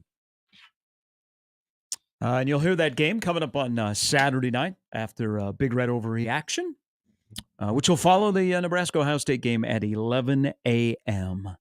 Wonder if Dan Hurley will be watching Creighton, since he has no respect for Creighton. Well, not voting him. Dan Hurley, he's got 2 national championships in a row. Dan Hurley cares about himself in UConn, doesn't care about the Big East. I guess that's fine. Like, he's not fighting for the Big East. Look, they flirted with other conferences that wouldn't give UConn the time of day. Yep. He's just all in it for UConn. I guess that's okay. Doesn't really carry the banner for the Big East. He's all about the brand of UConn. And they're recruiting like crazy. They got 3 top 25 commits for the class of 25. I would hope that at least he has some respect for Ryan Kalkbrenner. But he voted for Marquette as the favorite in the league. We just really like Shaka. Well, That's my only guess. I think what it has done because of his success, and I mean they're rolling. They got a great NIL program. They got success. He is Dan Hurley. Turned down the Lakers. People say he's crazier now than he was last year. That's what his players said. That about me. That's awesome. February 11th, 2025 in Omaha, Nebraska. Be cold. When UConn and Creighton meet and they bring back the Hurley Tunnel. or just mysteriously something happened. Yeah. Like, you know where what? to go? Yeah, Brantley Gilbert came into play and the tunnel disappeared. So we don't have it for when UConn is here. We can't find it. This is also the final weekend of 11-man football in the state of Nebraska in the regular season. Over on C-Dub tonight, we have a chance at history. Westside goes for the 29th in a row. They're at home to take on Papillion La Vista. That's your game, right? That is our game. Be a good game. That is the game on the C-Dub at Phelps Field. As Westside tries to win their 29th in a row. If you've not seen them, this is your opportunity. If you've not seen Papillion La Vista, Tim Williams got a really good program as well. Cale Johnson, who I really like, who's a 6'4" rush end tight end, where that's kind of where Papillion has gone of late, from Lindemeyer to Ingerson. And Cale Johnson, I saw, committed to Northern State. But the Big Ten was busy in Omaha yesterday. Big Ten schools in recruiting. Sorry, I just saw something on the stream. I was like, whoa. I saw the same thing. Jeez. It shows violence already. Kind of harsh. I'm going to respond to Captain. I know. I know. What Good morning, you're my respond friend. to, aren't you? I knew. I was texting Gary about a 12-year-old game between Westside and Bennington, and that was his response, because Westside was beating the crap out of 12-year-old Bennington. That the one where Reese had his I think it'll be a good game tonight. All I ask, no, not that one. Here, all I ask is that we can keep it competitive for a bit. I know, man. Because there have been so many one-sided games that happen to end up on your TV. What's your confidence level in tonight? You think we get 3 quarters? I mean, Papillion La Vista had a hiccup against Omaha Central. They bounced back. They blew out Fremont last week. They're a good football team. They're well coached. They're going to play hard. I mean, Westside's got some dudes. So I would hope we don't start the third quarter with a running clock. I don't think we will. I mean, Papillion La Vista hung in there with Millard South. And they had chances in the red zone. That game should have been a lot closer, but they weren't able to convert in the red zone. And if you don't score points against Millard South, you're in trouble. So I think it'll be a pretty competitive game tonight. For your sake, I hope so. Now, it's been a topic of conversation on this show, and I know just people I've talked to that have talked high school football, even at the Class B level. It wasn't this bad last year, right? Especially because you've seen a lot of you're going to see a lot of, especially on the Friday nights, you see some games, some good matchups. It was trending there, right? It didn't get as much attention, but there were. I mean, there's just more lopsided scores than I've ever seen. And we don't think that's probably going to change much in the first round of the playoffs. Usually doesn't in any state. Well, most of the time it doesn't. And that's unless true. you have that 7-10 or 8. Yeah, you get the middle seeds that maybe put up a bit of a punch, but like the 116, the 215, those aren't usually. Now remember, North is a 16 seed won recently. Yep. Well, and there was, again, way back when they didn't win the state title, but I think it was a 3-5 Fred Petito team that made the playoffs and played all the way to the state championship game, got beat. Yeah, there will be a couple of teams that are, because this happens yearly in Class A, there'll be some teams with losing records that make the playoffs. You don't do playoff games, right? It's just regular season. You guys got the TV games? On or? the Friday night broadcast where you're doing 2 rounds of playoffs. Okay. Do we have the state championship game on the zone? What we did last year. By the way, so talking about recruiting, I was just going to mention Millard South. Oh. So Marion Jackson just got offered by Northwestern. Isaac Jensen, who is a main target of Nebraska in the class of 26, just got offered by LSU today. Ooh. He's a big dude too. And then Maryland came into Omaha yesterday. Really? Yeah. So Boys Town is having a really good year. Yeah. And I think Boys Town and Brownell Talbot play tonight. Darian Whitaker is already a dude. But LaDainian Blackwell just got offered by Maryland. Great. He's a defensive lineman in the class of 25. They're fun to watch. I mean, they got some talent in C1. But they're gonna have at least, they could have possibly off that roster 3 Power 4 guys. That'd be a first. That would, without question, be a first. Yeah, because remember we were asking, had we seen anybody from Boys Town go D1 or get D1 offers? And the one people that everyone would bring up would be Shaquille Barrett, but he was at UNO. Yeah, that's if you could get 3, let alone, I mean, 1 would be great, but 3, that's impressive. Now, the other part about, you said Maryland has not been through the state very often. I feel like that's I feel like that's a first. And I'm going to guess here that LaDainian is from Maryland. Yeah. That just is going to Boys Town. That would make sense. I don't know. Yeah. It doesn't have like where his right. He is from Baltimore. Okay. So that makes sense. Yeah. Interesting though, because I don't know how much this happens, but when you do have a football program like Maryland that doesn't necessarily look at the Midwest or the state of Nebraska for its recruiting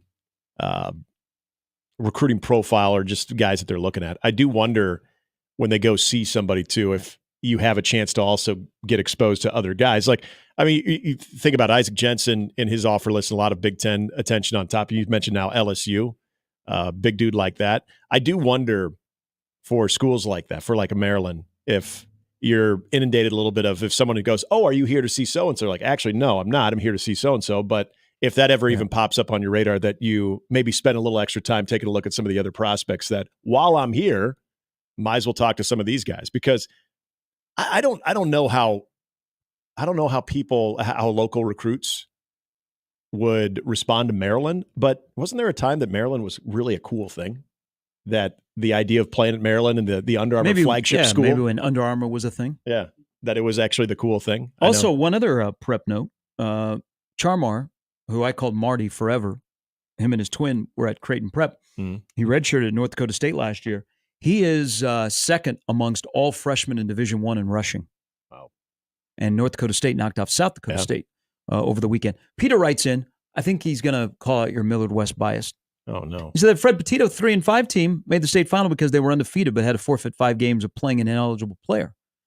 Do you want to take a dig at Millard North for playing an ineligible player? Well, that's wrong. I don't remember that. I remember them being 3-5, but it was because of an ineligible player. I thought it was because they had. I didn't think they forfeited those losses. Maybe there was 2 years that they made it in at 3-5, and the 1 year that they made it the state championship game. Maybe that was why. But I thought there was I don't remember that of the ineligible player. Now, I don't think I wasn't living here, so yeah, I don't remember the ineligible player. I'd like to freshen my memory on that one as far as who the player was, because if you said the player's name, then I would remember. Now they had about 5 years ago, volleyball got dinged for using an ineligible player, and they were Millard North volleyball at the time was the defending Class A champ, so they dropped. Like I know, like their wild card points dropped them to like 20th. It was might have been a controversy or two. Was this a transfer portal issue? I have no idea. Okay, most likely. I mean, sometimes you you don't fill out the necessary paperwork. Yep, that's true. Mm-hmm. Sometimes there might just be a mailbox in an empty lot. That's why I keep promoting the May 1 portal show for high school athletics in this town. We should bump after hours on May 1 and just do nothing but transfer show. You just got get Jimmy to participate in it. You got insiders like all throughout the state of Nebraska, even giving you some C1 scoops on top of the Class A. He jokes, the hot but could you marketing see it Class A. happening one day? Just like I could see. No, I would 10 years just like from I now. could see the trade deadline in college football. I would not be doing that show. I mean, I'm good on that. Yeah. By that time, you will be. I just hear about it and I wait up and I show in the fall and yeah. Let me take a look at your two deep. Yeah. Whoa, when did he join? Where's your offers? Okay, cool. I don't care where you came from or how you got there. Well, yeah, you care where they came from. You know, when there's transfers. I mean, hell, there were transfers when I was doing games on Cox too, but it wasn't as much of a thing as it is now. All right, Sarah Baker Hansen going to join us at the top of the hour. As Nebraska navigates through year number 2 of Matt Rule, and people are wondering if changes are needed or coming, will they be easy or hard decisions for Matt Rule? We'll get into that when we come back. It's Mornings with Sharp and Handley on 1620 The Zone.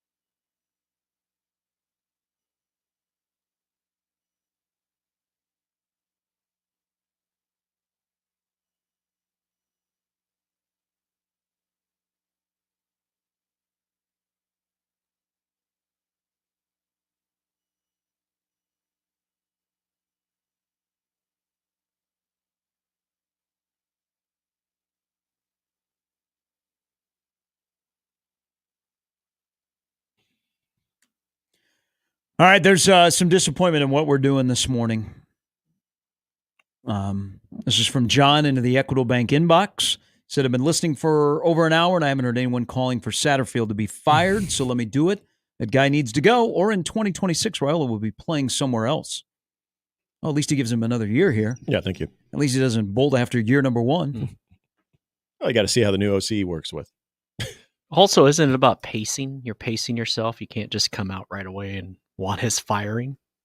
So there are some needed adjustments. I mean, that's clear as whatever about Nebraska moving forward, where they have some deficiencies. They have some deficiencies with players. They have some deficiencies in the way things are being taught or adjusting to your strengths and weaknesses. So a good CEO assesses his program and makes the right decision so that the program can move forward and you don't take a step back. So you can put it in the category of, do you think changes are needed? Mm-hmm. Do you think changes are coming? Yes and yes. Yeah. Yes and yes. I feel, first with the Satterfield part of this is the pressure for this program to win games, to sustain that, is, I don't think, lost on Matt Rule.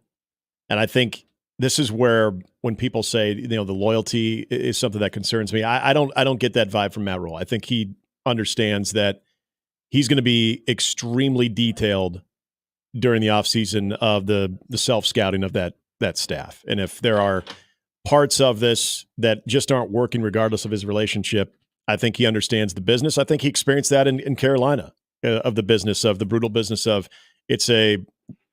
and that's what college football is. You have to win football games. When you're at a place like Nebraska, you're brought in to win games. And if there's part of your staff that it just makes sense to go a different direction, get fresh eyes on this whole operation, then you're going to do that.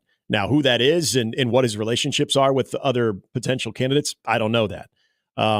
As far as the second part of changes, not only from a personnel standpoint, but what was the second part there? Needed or changes?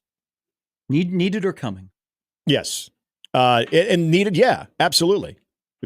I think that's probably the easier question to answer, because it needs to be someone, or at least some type of operation with this offense of changes when it comes to the head coach, of what he wants to do being executed by the offensive coordinator, but also having the type of personnel that can fulfill that. And whether that's getting some of the immediate help in the transfer portal. I mean, the fact that they are going heavy on offensive linemen in future recruiting classes too shows you that that's an area they're trying to build up. So they're trying to play off of that blueprint of, we need guys up front that we can trust, that we can develop, and we can be physical. So we do have an semblance of a running game.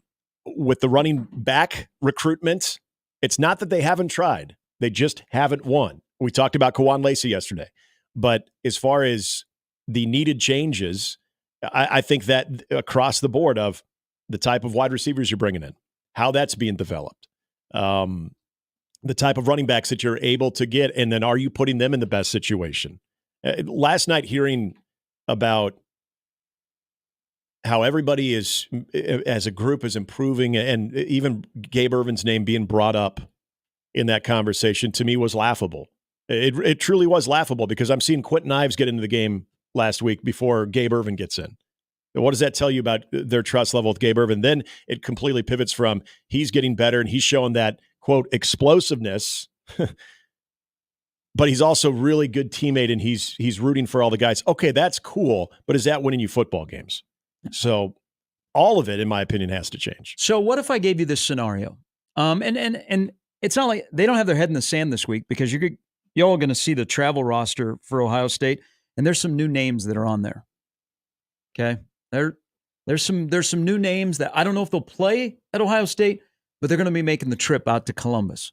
So they're trying to find a little energy bump. Okay. Mm-hmm. But now it's kind of, you've been put on the mat. So when you get squeezed, what comes out? And your whole goal is to give the best opportunity for your players to be successful. But what if I told you this? And I don't know that there's hard decisions. You're paid a lot of money to be in charge of a Fortune 500 company, and that Fortune 500 company can't lose money. Okay, it has to keep moving forward. So you are in charge for a reason because of your skill set to make decisions on what is the best for your operation. But I wonder sometimes in this situation if those hard decisions where you have to use the F word, actually, they take care of themselves.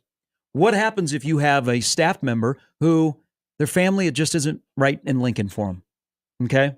It's a little bit of a fishbowl. It's a little bit different. We're not from around here. We're from a different part of the country. And my family I'm going to have to make a family decision. I mean, those kind of things happen as well, don't they? Sure. Yeah. Yeah. I mean, I would wholeheartedly agree with that, especially when the pressure starts ramping up. And you mentioned that fishbowl. People start talking. That gets very uncomfortable for everybody involved, not just that coach. And there's also the bottom line of this. And this is what Scott never realized, and he realized it too late. And I don't think Rule will make the same mistake because they openly talk about this. It's not just the head coaches and coordinators in the Big Ten. The Big Ten is chock full of really good coaches, really, really good coaches. And you know what? Really, really good coaches that we get so enamored with the phrase complimentary football. And I believe that it is a true anchor of success. But does Nebraska have complimentary position coaches? Here is Steve. Good morning, Steve. Welcome to Mornings with Sharp and Handley. Morning. Isn't part of this topic kind of mute? Because if Rule wants to work with whoever he wants to work with, nobody can really do anything. You can't force Rule to fire somebody for underperforming because he might just say, I'm not going to do it. And is Nebraska ready to write the check then to say, hey, maybe you should leave? You mean to Rule? Yes. You mean Nebraska would push back if Rule made a change on his staff? No. Okay. Other way Rule around. doesn't. We got all these people talking about the offensive coordinator, and Rule feels comfortable working with them. Everybody starts talking, media starts talking. The president of the university starts talking, and Rule says, you know what? This is my guy. I want to go forward with him. There's really not much anybody can do except fire Rule. Yeah, I don't. Coach Rule is in a really good spot in terms of the food chain of the university, and I think people respect him and they'll trust any decision he makes. Yeah. The thing about the whole Satterfield, because Sat is one of Rule's guys, Steve, as you know, it's just the phrases and the wants that are being used by one guy are not the same as the other guy. So that shows me that there's a crack, there's a miscommunication there. Not, hey, you know what? Sat's still my guy. There's something there.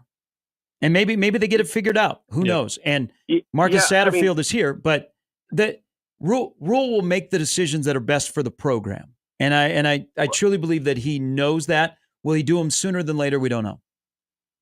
Right. And what I'm saying is, it seems like 2 out of 3 years around here, there's always somebody's head on the chopping block. And I think that it might cause problems by one calling for it so early, calling for the changes so early, when the coach really hasn't come out and said what he's thinking. Do you think there should be changes in the offseason on Matt's staff? That's way above my pay grade. I don't know the X's and O's certainly like you guys do, or what the coach might want to look for. I don't know. I mean, I think maybe these players are meeting their expectations in the coach's eyes. Maybe the team isn't meeting the expectation in the media's eyes. That's what I'm saying. I think there could be more than what's being discussed. Well, we'll find out over the last 5 games. Steve, I appreciate the call. Thanks. I catch what Steve's throwing out there because it is interesting where you do have, I thought to what Steve just brought up there and hearing something that Tony White was talking about where he was really owning some of the schematic issues, but he never wavered on saying these guys are doing everything that they're asking him to do. Now, to think that what happened Saturday is an acceptable result, I think that's where you lose me. whether they're all in on this team or not, that can't happen. And I think Matt Rule understands that. You brought up something that I would agree with what's being said with the offensive philosophy of what this team in a perfect world would be and what you're hearing the offensive coordinator saying, where that disconnect, I think, is regardless of if he's your boy or not and you like him, I think that that's a problem. And I think if you realize that you're never finding that middle ground of what you want to do offensively, then, hey, I appreciate you. I appreciate our relationship, but I got to make a business decision here. I got to make a decision that's best for this football program.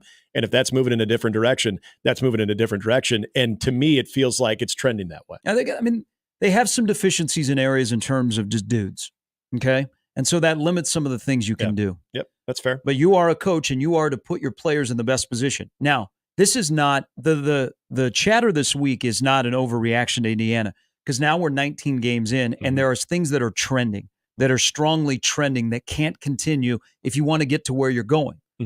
And I truly believe that where they want to go, they can't go there until they fix, let's just say, special teams, whether it's being taught, whether the right personnel are out there. There's something that is not working and it's not new. Yep. And you can't go forward in a conference that the best teams in this conference are really good in that area and think you're going to get to that area. You just can't.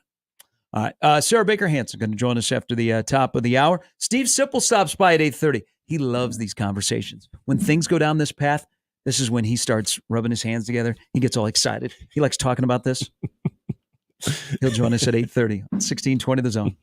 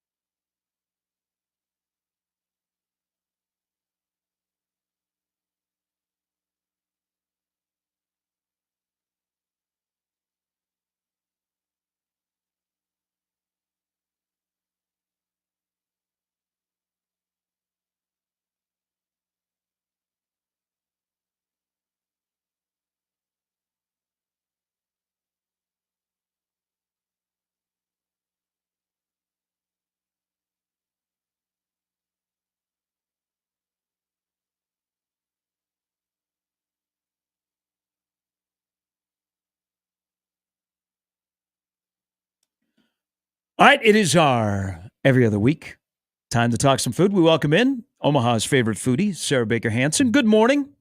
Good morning. How are you? Good. How are things with you? You are dabbling in a lot of different things, and I think you Google Calendar or whatever keeps you in line because you are doing a lot of stuff. Yeah, Google Calendar. I'm glad I have that because it's a necessity in my life. But I'm. Oh no, sorry. Go ahead. Oh no, I was just going to say that we're doing really well. We're back from Europe and getting back into the swing of things here, and excited to talk to you guys this morning a little bit about food prices. Yeah. Before you do that, because I haven't had a chance to talk to you since before you left. The recommendation of Cleo, my wife and I went there for our anniversary. yeah. Cleo was fantastic. And that's so great. And she was actually listening to this segment, and she heard your review of it and breaking everything, the ambience of the food and everything down.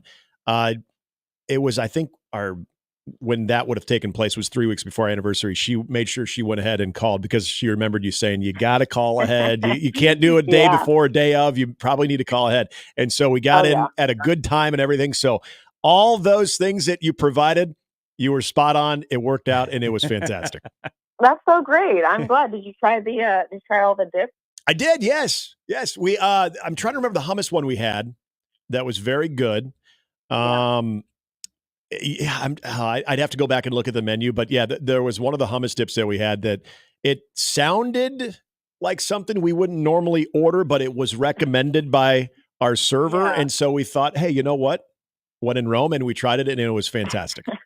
I bet it was the Hamara. Yes, and that was it. Yes. Yeah. It's really good, isn't it? Yes, it was. It's made with red peppers and walnuts. Yeah. Yeah. Pretty fun to eat, and all those the whole space is so beautiful, and the food is so beautifully presented. It makes it feel special. Highly recommend. Yes. Yeah. Okay, let's start because when you were last with us, we were talking about the unfortunate thing in our community is it seemed like there were more and more like local places that were unfortunately have to shut their doors. And we talked about a couple of different reasons, and it's a tough business. I mean, there's a lot that goes into it. But one thing, and it just coincided because somebody who we know and you know extremely well, Paul Urban at Block 16, when we were talking about locally owned restaurants that were struggling and the prices going up and some places having to pass those prices on to the consumers. Yeah. Block 16 is kind of an interesting middle of this whole discussion, not only in Omaha, but around the country that you have written a story about on Flatwater Free Press. Yeah. So my story is live on flatwaterfreepress.org this morning. And I think, one of the things that I was really curious about was why this was happening. And I feel like we were able to pull together some super simple numbers in this story that I think really illustrate what is happening. And so, like you said, Paul Urban, longtime restaurant owner in Omaha, co-owner of Block 16, kind of felt like things might have been slowing down, and he knew that food prices had been rising. And so he sat down and he basically did the formula that every restaurant owner has to do to figure out, how do you make money off of being a restaurant? And he came to the realization that every time the restaurant sold a block burger, which is of course their signature hamburger, they were actually losing $1.24. And so at that point, I mean, you think about every day at Block 16, generally speaking, there's a line, it's always crowded, it feels like it's a successful business.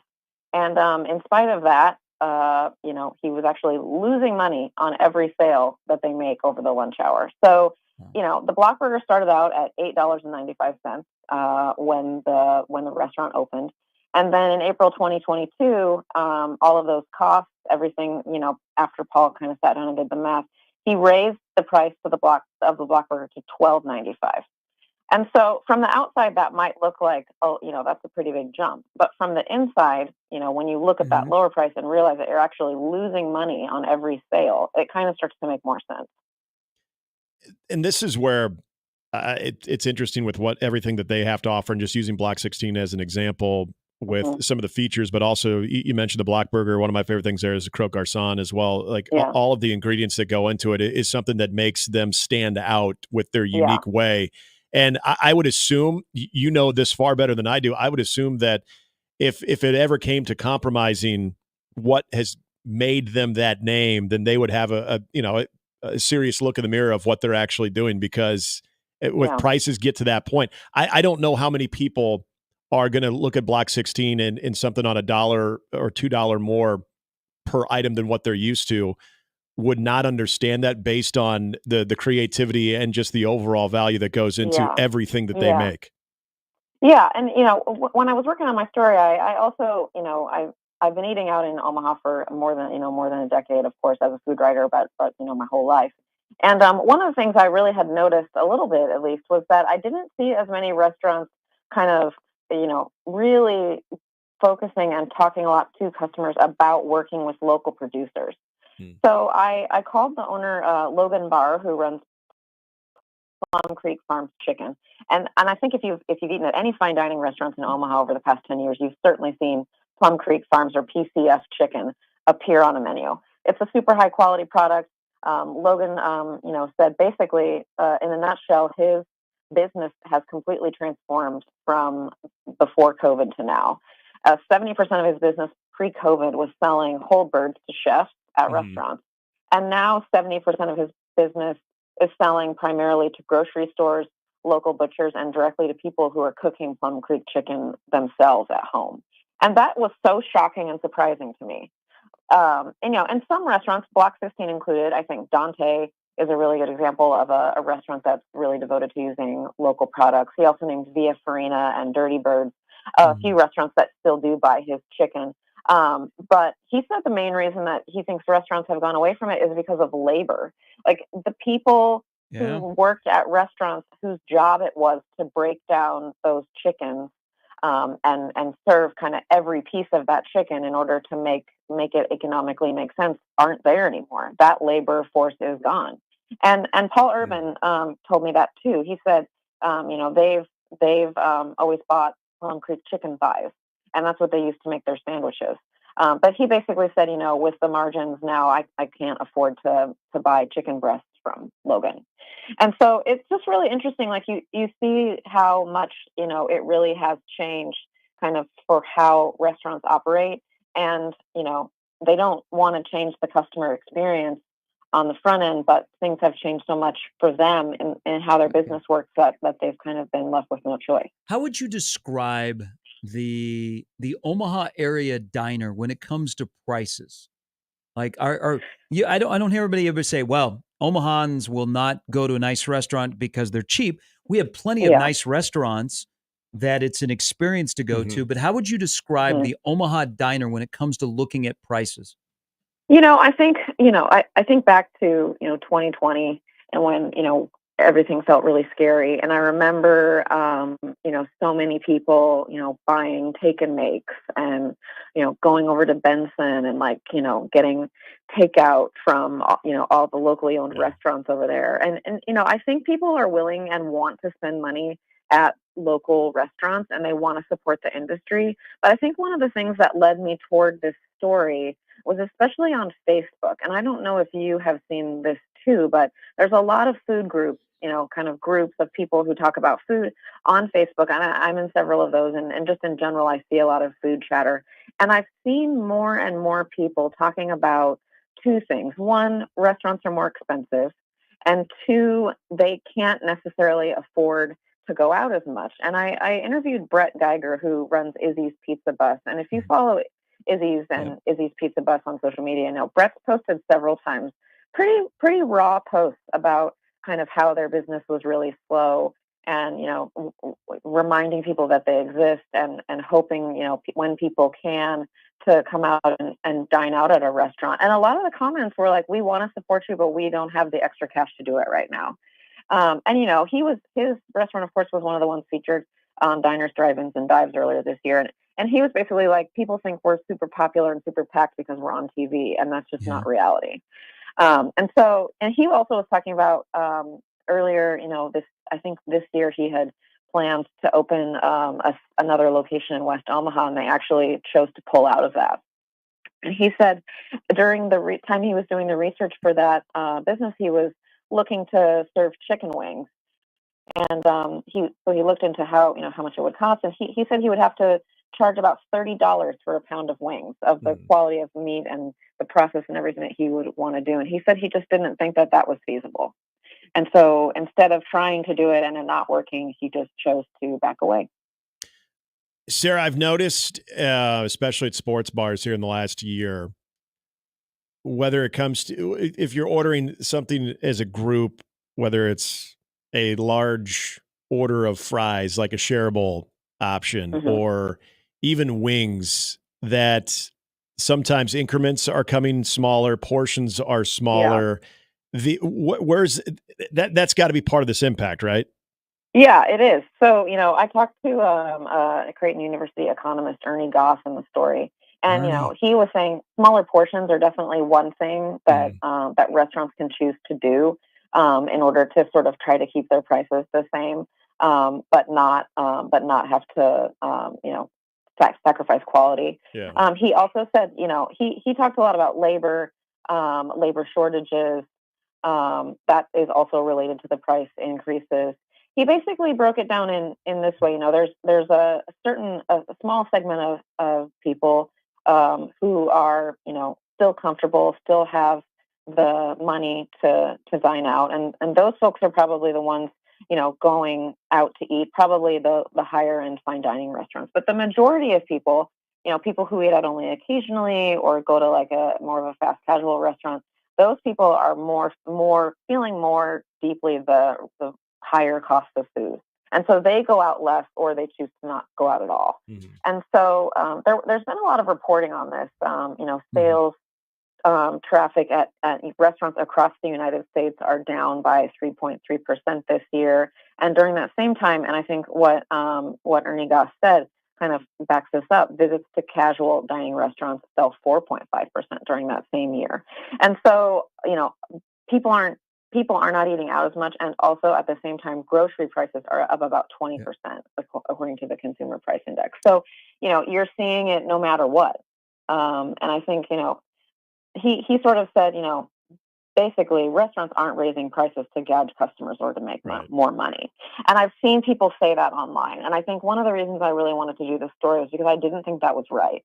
Like, I didn't think these restaurants were like, yeah, we're really going to try to like take more money from you so we can get rich quick here.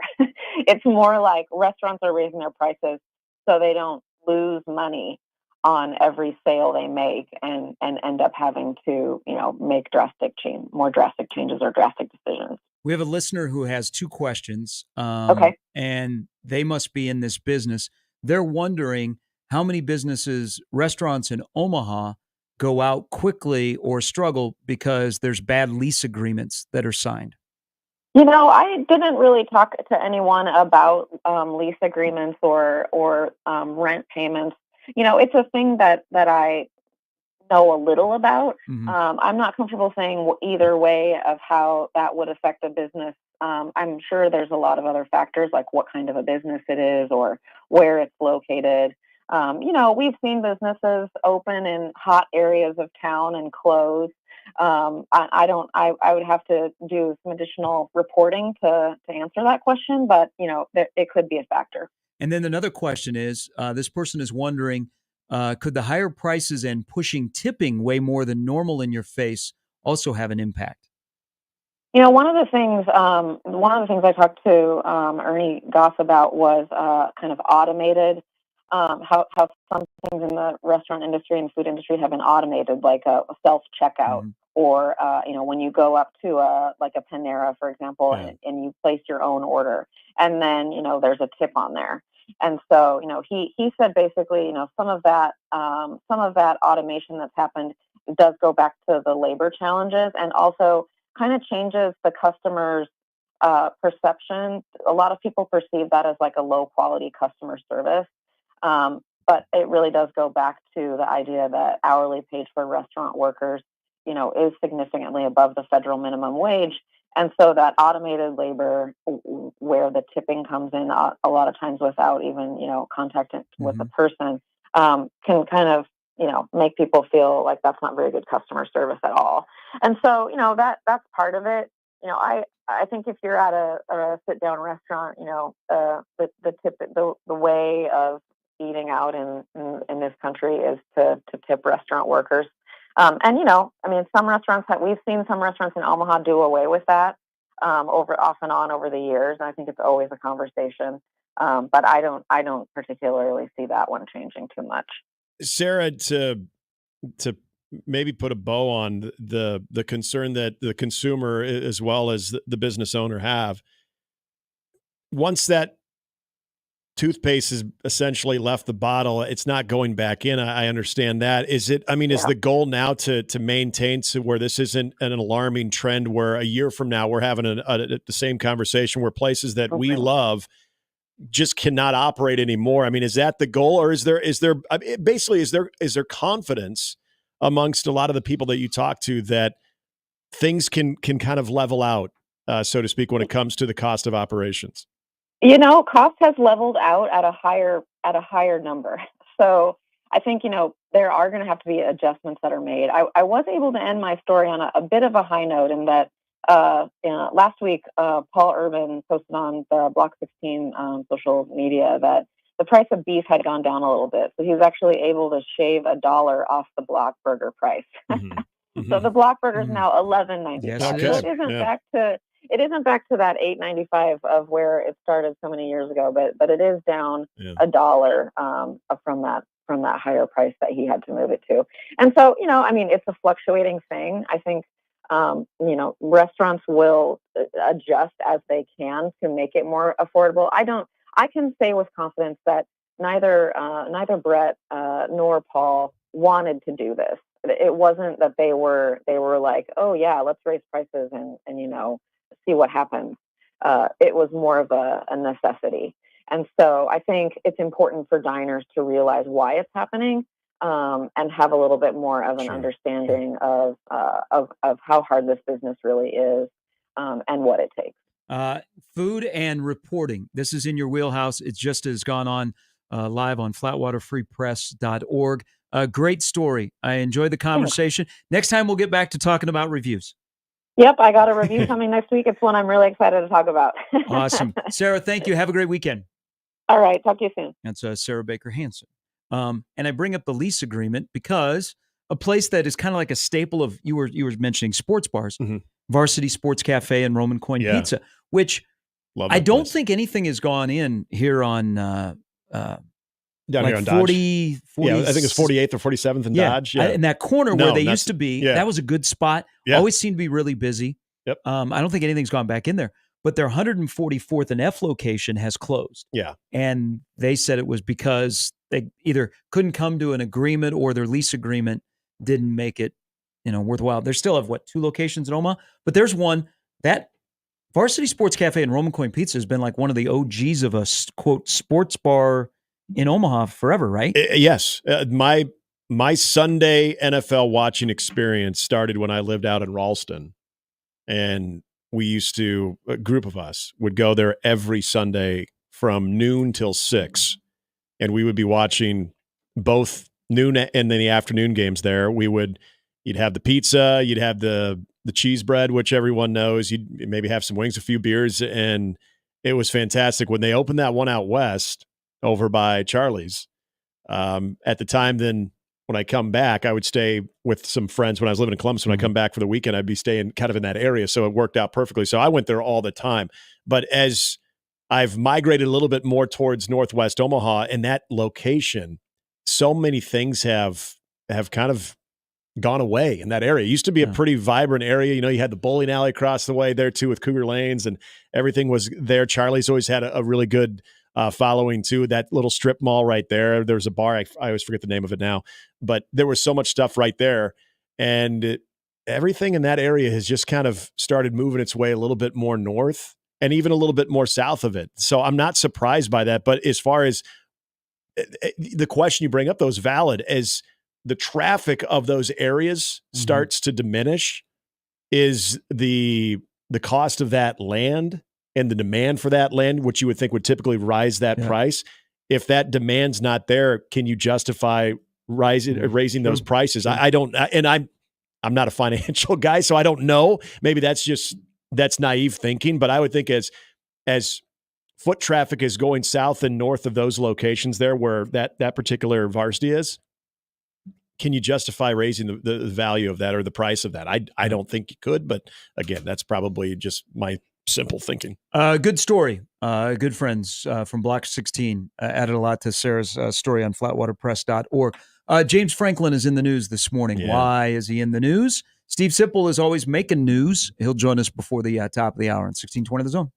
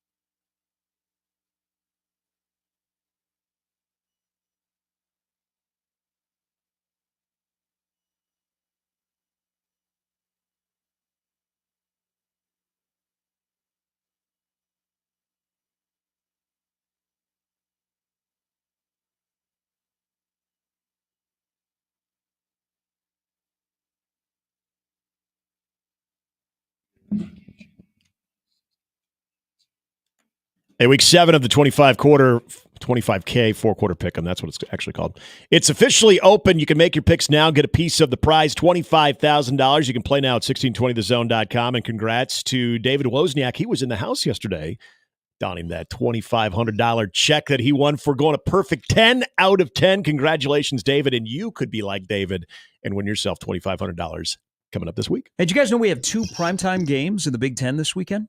Yeah. We get Michigan State, and then Penn State goes to Wisconsin. Mm-hmm. So Penn State Wisconsin Badgers. I think that's going to be a really, really good game. Penn State, of course, in line to be one of the 3 playoff teams. Wisconsin, much improved. Mm-hmm. So before Penn State gets to Madison, James Franklin has made news. If you've not been following Penn State football, they had 2 players that are both facing felonies, including rape. that were kicked off the team immediately. I have not followed this close enough. This is when you don't notice, it's not a story if you don't cover it every day. Yep. But then when something like an interaction happened yesterday in State College, people are talking about it, then they're wondering what's going on. So we're going to play audio from you post-practice yesterday of James Franklin. You're going to hear one voice. It is the sports information director that is in charge of football at Penn State. And then you're going to hear James Franklin. You're going to hear a question from a reporter. But this is what it is surrounding. Two former players facing felonies, including rape, were kicked off the team. I don't know enough of the backstory of why all of a sudden yesterday to ask again, because the university has released numerous statements and it's been written about. But yesterday was the day that James Franklin, before Wisconsin, got asked about this. Yeah. Yesterday.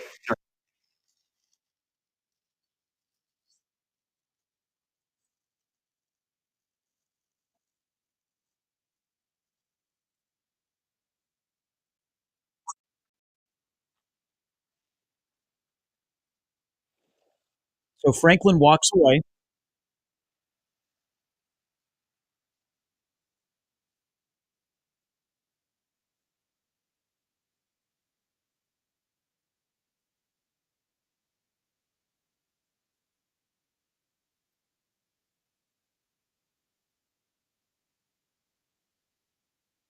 So Franklin is off to the side, and now he comes back to the mic to answer football questions about what's going on.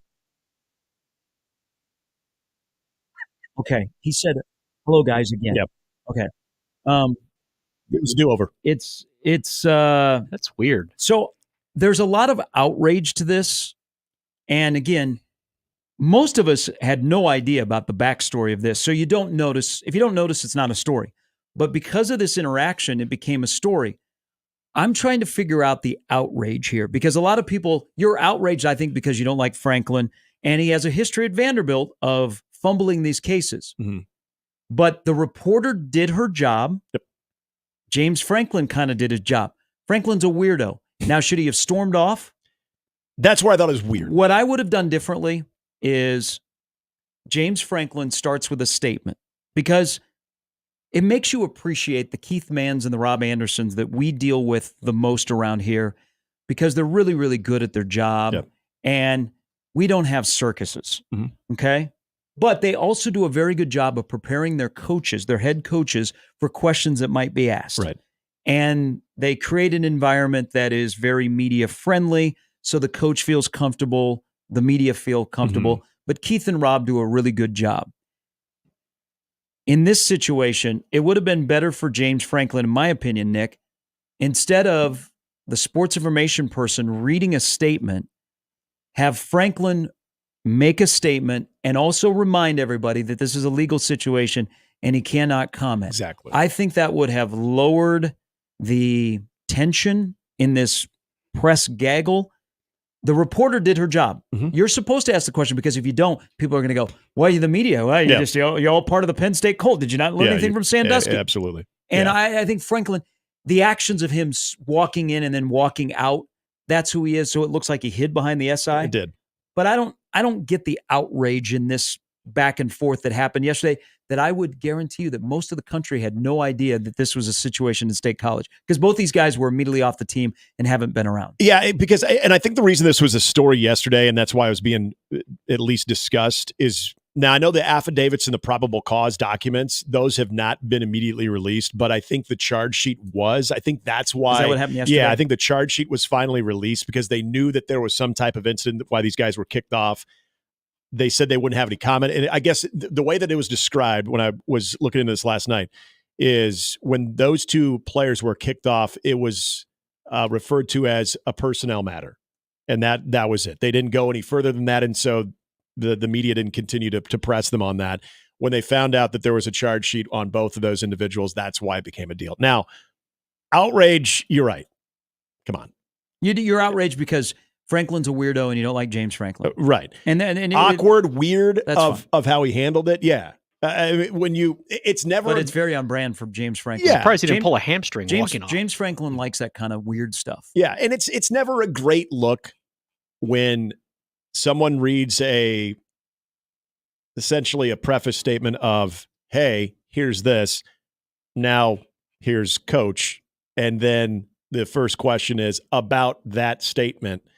And he walks off, as opposed to, like, you and I were talking about this over the break, whether he comes up and has that prepared statement. Unfortunately, this is an ongoing investigation. Which would have been better than instead of having a sports information person deliver what you can and can't ask. Yeah, because essentially, I mean, this is your football program. No one's saying, James Franklin, you are promoting an environment that leads to this. No one's saying that.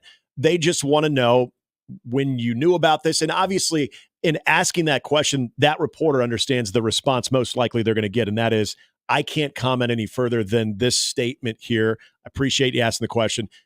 Do you guys have questions about Wisconsin? Yeah, as opposed to leaving and then coming back. Yeah. And I have my OC back. It was more awkward and weird. But as far as it was an act that should invoke any outrage or further than that, no. No. And you ask the question and you know what the response is going to be. Yes. I don't have a problem with the question was asked by Audrey from The Athletic, who we've actually had on the show before. She did her job. Okay. So but it would have been better if Franklin's the head of the program. Just make an opening statement. I cannot comment on a legal situation. As you know, both of these guys were dismissed when we immediately found out.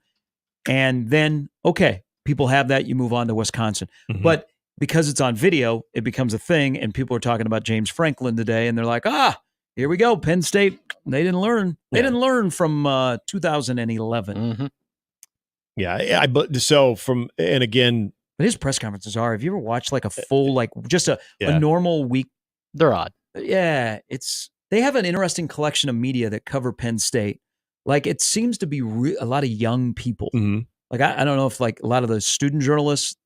It's not the easiest place to get to, so it's not like they have a reporter from Pittsburgh and Philadelphia are making the drive. If they do, they're like they work in the bureau up there. But it's a big deal. His media interaction is odd. What's the student newspaper? Because it was obviously very popular of back what then. Broke the Sandusky scandal. Whatever their student newspaper, or at least their local newspaper there. The Patriot, something the Patriot. I can't remember, but more than anything, I thought it was awkward, and I would leave it at that because it was very James Franklin. And that's a fair way to put it. Can't do anything normal. Like, do we expect today, when Matt Rule speaks before they go to Columbus, that Keith Mann stands up in front of the media and goes, previous comments that were made 2 days ago by the Nebraska offensive coordinator were his comments. They were not the comments that were shared by the University of Nebraska football program or Matt Rule. So we ask that you do not ask those questions. These views and opinions do not reflect that of Matt Rule and his coaching staff. In all seriousness though, Gary, that would never happen with Keith. No. Because Keith is like easygoing, but Keith cracks the whip. But here's what will happen today though. It'll be addressed. Somebody will ask him right away about Satterfield's comments. Yep. So, and he, maybe we'll listen. He won't just walk right off. But it won't be. Yeah, the views and opinions of the offensive coordinator, as you guys have clearly found out, do not reflect those of the head coach. When that was said, but that let us begin. When that was said, I immediately thought, Matt Rule is watching this. I mean, it wasn't, You're saying he should joke that he's going to walk off? Well, you know how Are you saying he's watching it because he's trying to figure out the media people he'll be dealing with next year? Yeah, pretty much. Is that what you just said? I think you just said that. Now you put words in. Oh, get the hot board fired up. Well, I think they all do. I think they all pay attention to it because I remember Tony White last week. I actually would hope he doesn't. He got some things. I'd pay attention to. Yeah, how we're going to block Jack Sawyer. Okay, remember when he had mentioned Keith Mann on Monday, Matt Rule did, of how this took me by surprise, or I was surprised by this result, was getting a lot of traction. I'm assuming whether he saw it in real time where Keith Mann said, yeah, by the way, this whole 4-6 and this whole offensive or running game mindset is getting a lot of traction. Yeah. Matt was probably like, wait, okay, now I need to go back on that. Just like last week when Tony White asked right out of the gate, he goes, which one of you guys' phone didn't have the cover and kept sliding down on the podium for coach? I just want to make sure that it's, I want to make sure I know where it's at, so it's not happening on me. They know. They probably share stories. Rule probably came in after that press like, God, someone's phone doesn't have a cover on that. I mean, who does that? It kept falling down. And I had to keep interrupting my press conference to make sure that it was still recording and checking on that. Because we're Nebraska Nice, it'll be the third or fourth question that's asked today. Set him up. No. Yeah. Steve Sipple. What do you think of the foliage? Might be the guy to ask that question. He'll Sip join had the us follow-up. next.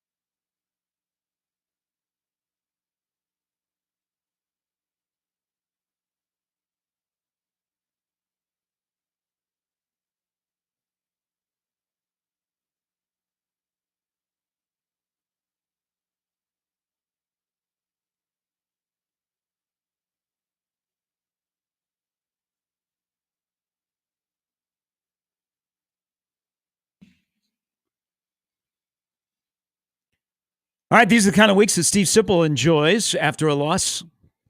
Just kidding. He joins us now. Good morning, Sip. Good morning. How Hi, are you Sip. guys? Good. Hey, I'm watching you Tuesday night on television. You looked awful stressed. You tried to handle it well, but you look like the body language experts were, why is he sitting on the edge of his chair? Just like looked a little stressed. jittery. Yeah.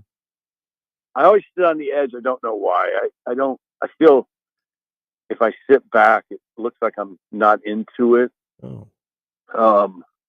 So I try to sit on the edge all the time, be engaged. Okay. All right. Well, we're going to engage you in a little conversation here about your and our favorite offensive coordinator. But this is a general offensive thing because the offense has to find a way to score points, whether it be this weekend in Columbus or in the month of November. Uh-huh. Why do you think it is so difficult right now just to do the basic concepts of offense well? Well, they're not winning one-on-ones, which the head coach has pointed out. I think the defenses are on to them a little bit. It's not as simple as saying you can man them up because that's not exactly what's always happening. But for instance, Indiana manned up Nebraska's receivers on the perimeter. Their corners are pressing the receivers. Nebraska receivers aren't doing a good job of getting the line of scrimmage, not doing a good job of winning downfield. Okay, there's that. Mm-hmm. And then you're very limited in the run game. You don't have, you're 99th nationally in rushing offense. That's not what Matt Rule planned at all. Okay, 99th nationally, 14th in the Big Ten. Okay, so I should have probably started the conversation right there. So that wasn't part of the plan. Okay, so now it affects the entire plan. And I think that they're not getting what they thought they would from, and I don't mind saying it because these guys are 22 and 23 or 24 years old, Banks and Naor. They're not totally to blame. They're not totally to blame, obviously, but there's a lot of deficiency. And then I'd close on this. All of this deficiency, and it winds back to, hey, freshman, hey, rookie, quarterback, we got to figure out how to do this. It's a really hard situation. I want to go back to what was brought up by Satterfield on Tuesday because, and your follow-up question when he talked about the offensive mindset, the running game, and having that mindset and what it takes to win the Big Ten, and paraphrasing, but we all remember what was said. You followed up with, is it a patience thing? And Sip, you got to take me through this. As most of us were hearing that in exchange, you asked that question about patience almost in a confused manner as well. Were you genuinely taken off guard by his thought on the offense, the running game mindset, and that whole part of the Marcus Satterfield press conference? Yes, I was. That part of it, for sure. The running game discussion didn't elicit confidence in my mind, and probably not in other people's mind. I asked mainly about patience because sometimes, or often in the run game, it's about patience. Yeah. It's about hammering away, and hopefully hopefully the 2-yard runs become 5, and etc. You guys know. Now, and I never see patience from it.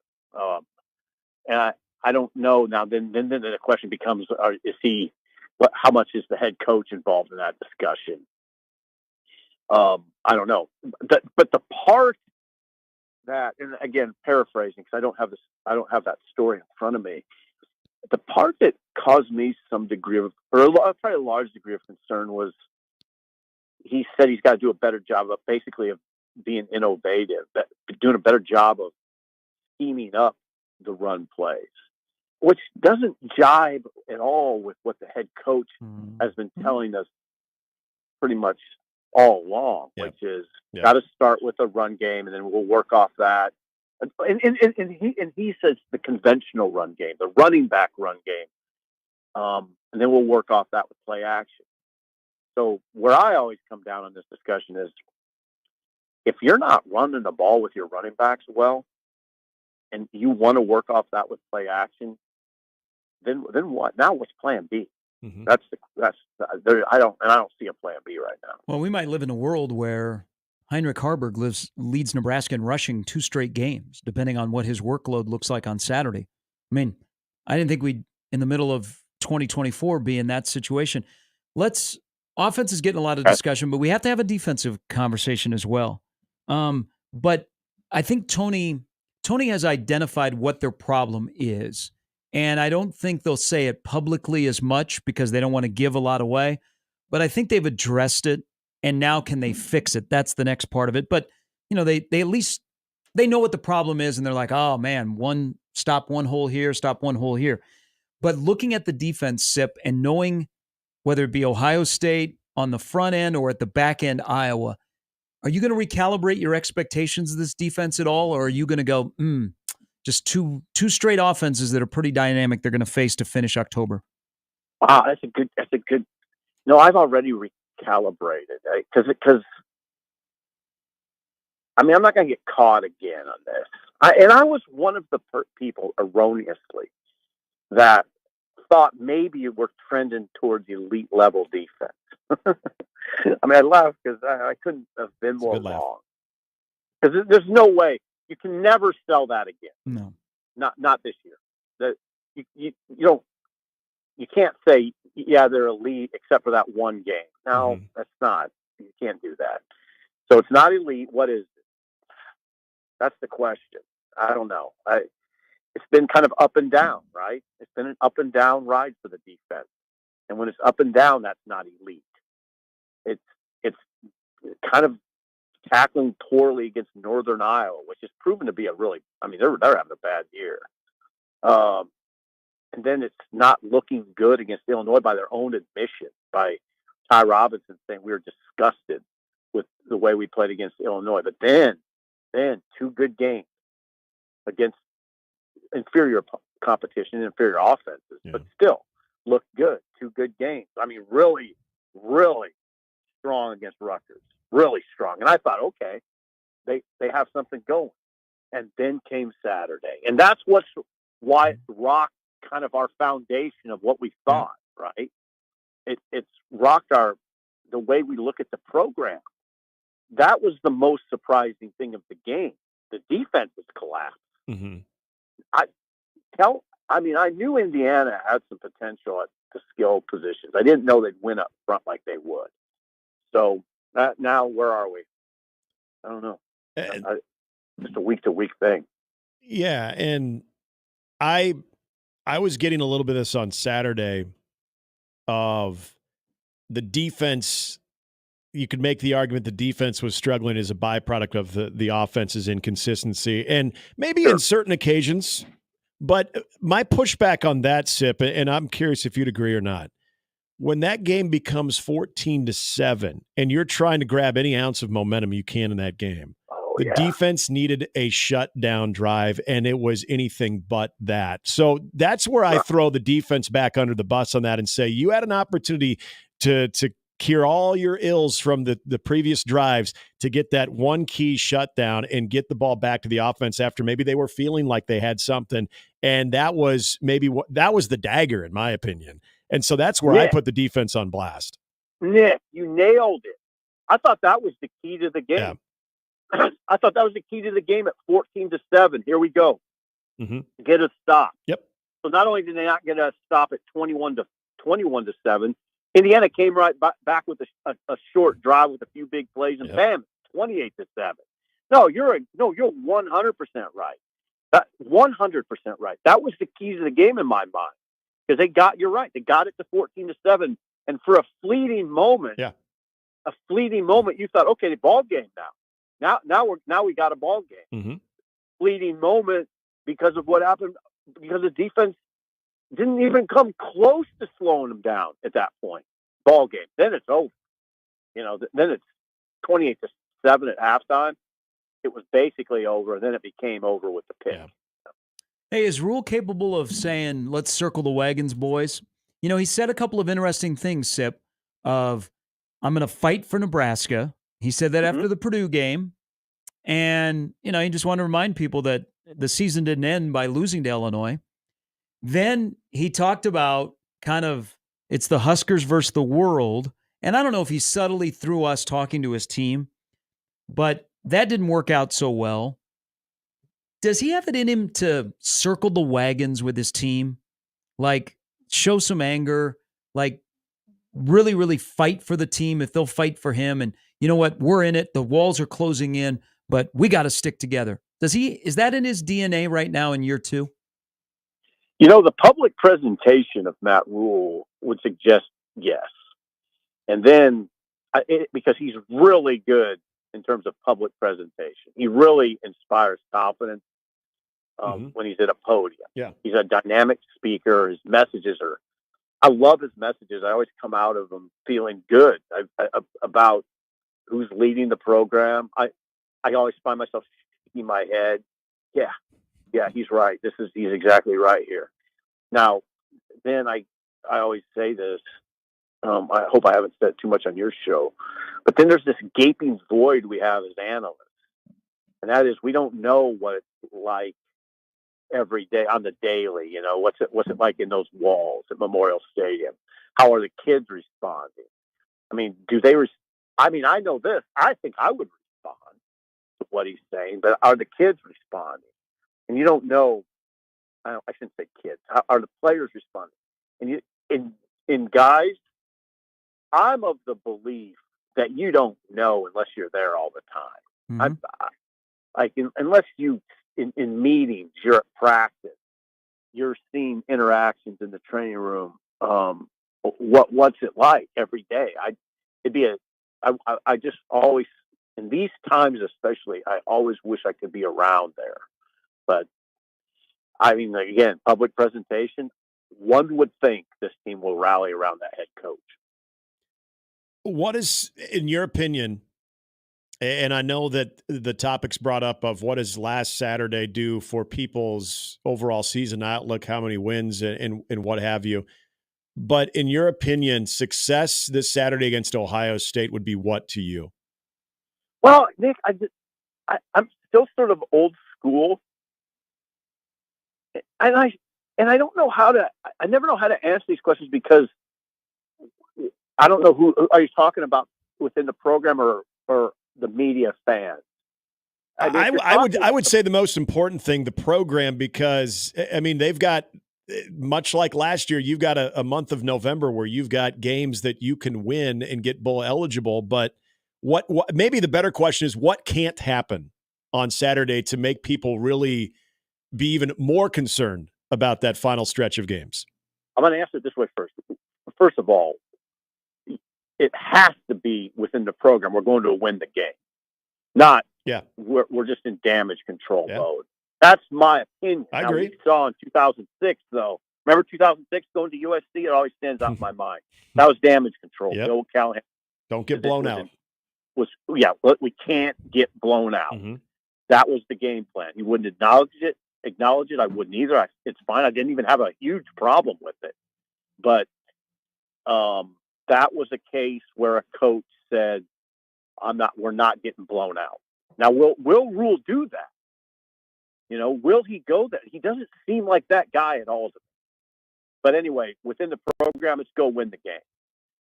I hope that's what it is. Now, outside it, the way we look at it, what would be, acceptable for them coming out of Columbus? I mean, I can't speak for everybody. I'd say 34-14-ish, something like that. You know, if you can do that, it's not 62-3. You know, we've seen that. Yep. I hate the conversation though. I hate it for the players. Yeah. I hate it. I hope they don't think anything. I hope within the program they think nothing like we're thinking. I hope so. Or Saturday will be worse than the previous Saturday. Safe travels out to Columbus. Enjoy the split press box and enjoy the flurry machine at Ohio State. They have a flurry machine? Yeah, you didn't know that? I didn't know that either. So back where they serve food, after like dinner or lunch is served, like during the game, especially for halftime, they have a McDonald's flurry machine. Whoa. Good God, Gary. This whole thing took a huge turn for the better. Just Yes. 30 I hope it's working Just just don't for get a quarter for pounder. your case. But safe travels out there. Looking forward to the coverage, my friend. I'll report to you, okay? Thank you very much. See you Take soon. care, guys. Thanks. Yeah. Just snowy coli. First time You just made a man's day I right was there. there. I was the first time Nebraska and the Big Ten played out there. So Ohio State's press box is really weird. They split the home and so this is a Big Ten thing because it happened at Ryan Field in the press box, and then Michigan State is the same way, where it's a split press box where there's media and then there's like game ops and coaches and then there's media. So the Ohio State and Nebraska media don't sit together. All the Nebraska media sit amongst themselves. Yeah. And so I thought, wow, that's kind of odd. I've never been in a press box like this. But then we were wandering around as it became 62 to whatever. And they were like, would you guys like a flurry? Like, would I? Like snow? And I was like, excuse me? And there was this nice older lady that was like, what would you like for your topping? Oh, so they actually serve it for you and everything? Wow. Oh, yes. Oh, man. BCS. Yes. Wow. So it made me forget about what was to ensue with the Bo Pelini postgame outside of the little locker room where the visitors come out. I can get behind this. You know, Manhattan has an ice cream You're machine like, I got there a too. full belly with a little Yep. McFlurry. Life ain't so even bad. though Bo was chastising all of us, Yeah. we're like, we didn't give up 62. Yeah, and we had a McFlurry. You're just mad you didn't. You want one? Just a Somebody offered, hey, Bo, you want a McFlurry? Yes. Dude, that's That's baller right there. That game. So you remember that game in 2012 is when he made the proclamation they're going to run the table. Yep. It is, of all the years that Bo did his TV show with Greg, they did it, because they wouldn't come. Bo didn't want to come in studio early in the morning, so they would do it on site after games. And that one in 2012, he just stood there and stared. Yep. He didn't hardly say anything. It was so uncomfortable I felt bad for Greg. because they held up the team. Yeah. Like the team was ready to go. Yeah. Bo had not changed out of his clothes. And they stood there and they filmed the TV show, and I felt for Greg because what was Greg supposed to do? Right. Oh. And it's that thing's so damn raw too at that point. But oh, my I remember gosh. Bo. So Bo's presser, he was like, he stared at all of us. And he's like, he goes, we're gonna run the table. Now they did. They did. They had some close calls Oh. too, and they did. What? Oh, it's for anybody that's headed out there. It's a cool place. I mean, it is a cathedral to college football and the pageantry and all the stuff they do, and they incorporate the band and all that kind of things. Just go in the press box. Get it all done before 11. That's all I'm saying. If you're headed out there, it's a little bit of advice.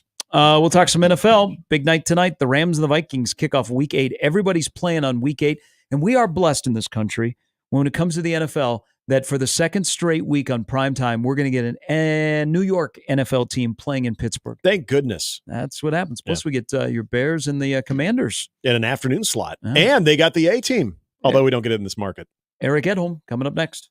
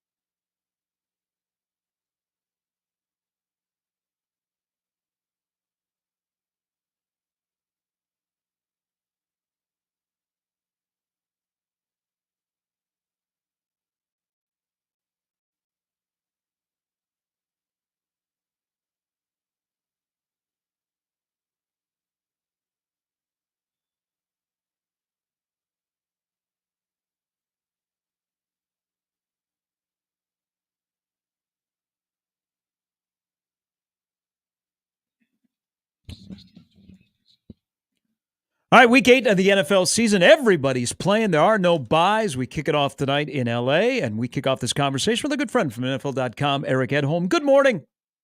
Good morning. How are you? Good. Let's start with tonight's game. The Rams won a Super Bowl not too long ago. People might forget. They have Matthew Stafford at quarterback, who I believe is making $46 million this year. They have a wide receiver who is battling some injuries of late, but is back tonight, is being talked about a trade possibility. If the Rams lose tonight, are we in the world where they could tear this down if by chance they lose to the Vikings tonight? Yeah, I think it's more possible that Cooper Kupp is traded than Matthew Stafford, and you're right. I mean, Cooper could play for the first time since week 2, and the big surprise as of the last couple hours, seemingly the speculation growing that Puka Nacua could also try to go. That would be a bigger addition to the lineup. I know Cooper's obviously done it for years, but really since his Triple Crown season in 2021, things, it's been an injury-marred experience since then. And, Kupp's name has been mentioned in trade rumors too. And the Rams don't really have a plan B at quarterback. I think the offseason is a possibility. There's also been kind of speculation that Stafford could retire. Now, obviously, if the Rams have some inclination of that, trading him now might make some sense, even if they don't have Jimmy Garoppolo could start, obviously, maybe not a long-term plan of the position. So it's interesting. I mean, tonight would put him at what, 2-5, 2-5. Wouldn't be a bad loss. You're losing to a team that's only lost once all season, but certainly it would be even steeper climb than the 3-6 hole that they pulled themselves out of last year. So, Sean McVay's got to ask himself, do we feel like we can go on a run like we did a year ago and almost upset the Lions in Detroit in the playoffs? So it's a tough call. And I think, they've got to figure out whether there's any life here if it does end up in a loss. Eric, your grade of the big trade yesterday between the Chiefs and the Titans and DeAndre Hopkins now becoming a part of that Andy Reid offense. Yeah, I mean, he'd been connected to the Chiefs for a while. That was a name that we'd heard connected as a possibility. And, he ends up in Tennessee. Didn't really work out the way that certainly they hoped. They had the big off season this year too, and kind of wanted to, surround Will Levis with as many parts as possible. And, that experiment has kind of gone off the rails a little bit so far. And Levis is hurt and everything. So it makes sense that he would move on, and obviously makes sense for the Chiefs that they would add another piece. But my question is this. I mean, he doesn't really replicate what the missing receivers do, like the guys that they don't currently have. I mean, Hollywood Brown, I don't think is like quite the deep threat that some people make him out to be, but that's sort of his thing, and that's not what DeAndre Hopkins does. And, I guess he's more like Rashee Rice style-wise, but I think Rice a little quicker, a little stronger at this point in his career. Hopkins is a very good possession receiver. We've also seen him disappear for stretches in games if he's not being used regularly. And, I think you saw Amari Cooper had the big second half last week and, but sort of off the first half. I think that might be the fit that makes the most sense around the league. I mean, Devontae and the Jets can obviously work because the relationship with who are we talking about? Aaron Rodgers. Sorry, I blanked for a minute. Yeah, but yeah, with Mahomes fitting in a new wide receiver into that system mid-season, even one as much of a pro's pro as Hopkins is, it's going to take a little time, I think, to get him, those two guys on the same page and figure out what they want to do. I think he'll be used a lot as a, kind of a sideline guy, kind of stretch the field horizontally and then open things up down the middle for Kelsey and Noah Gray and stuff. So I don't know. It's not a bad risk. They didn't pay a ton, but at the same time, it's not going to necessarily be instant coffee. They've made a quarterback change, re-energized their run game. They didn't score many points with Justin Fields. Now they're on to Russell Wilson.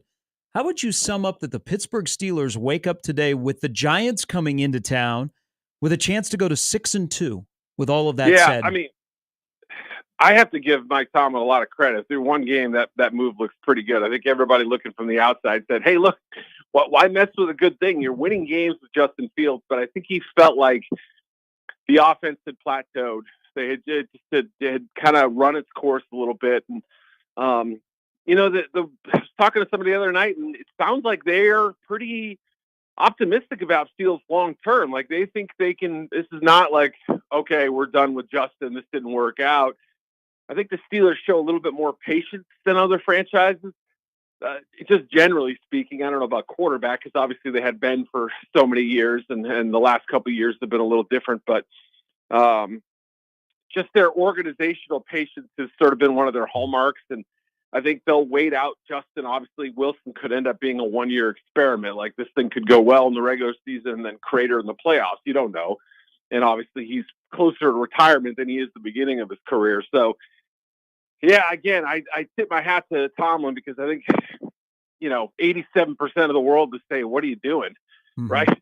I mean, and Russell obviously has been on a downturn in general in his career the last few seasons where, he's taking more sacks and, he frustrated Sean Payton last year seemingly. So, through one game, it looks like a pretty brilliant stroke. We'll see if it keeps up. But they do have a pretty good plan B if it doesn't. I mean, that's kind of the hidden benefit is that you can always go back to the guy who started the season as your starter and did pretty well. Chicago and Washington, who would have thought that this would actually be not only what it was dubbed to be, and that is the first and second round quarterbacks going head to head. We'll see if the second overall pick, we'll see if he can actually play with the ribs. But the fact that both of them are trending upward, and especially Chicago, Washington, it didn't take long. Chicago was a little bit more in the slow cooker, but I get it. Bad teams that they've beaten, but what have you seen from Caleb Williams and more importantly, Shane Waldron, the OC, to get this thing going in the right direction, at least to this point?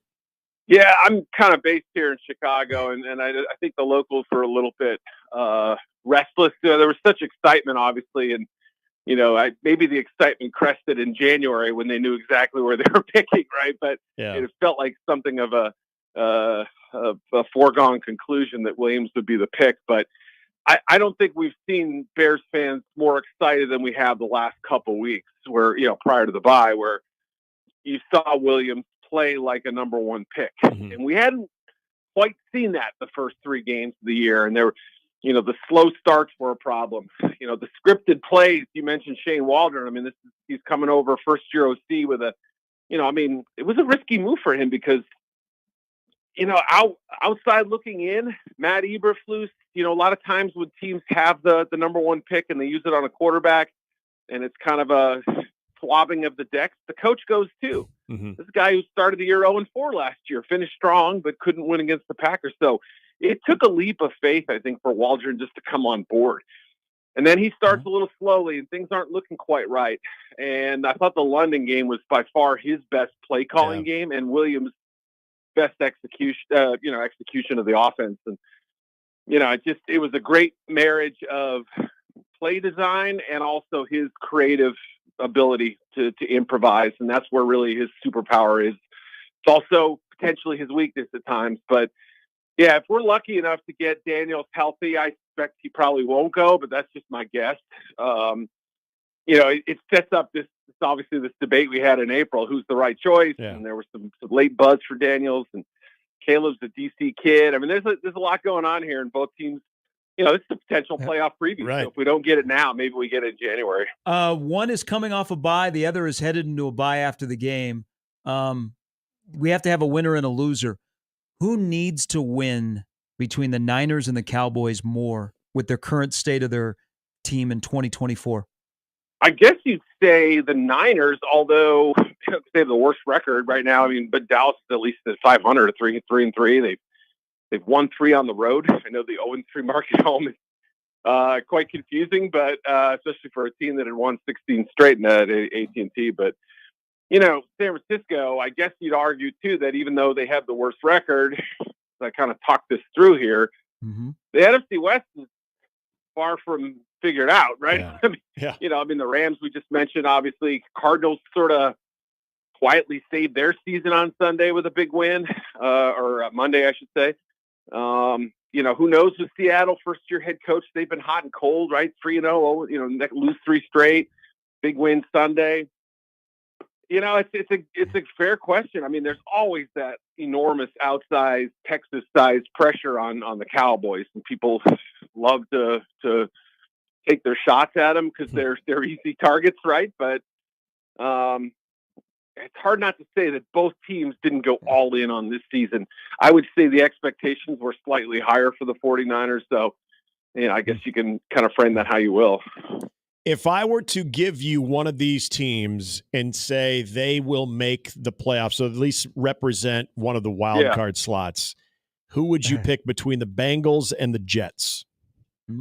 I think right now, I would say if momentum is a thing or trending in the right direction, you would probably pick the Bengals. And what's funny about them is that I guess you could probably say the same thing about the Jets, but it's like they refuse to have all 3 units play well in the same game. And, it was such a tough start at home, losing to the Patriots, a team that hasn't won since and, hasn't looked real good either, to be honest.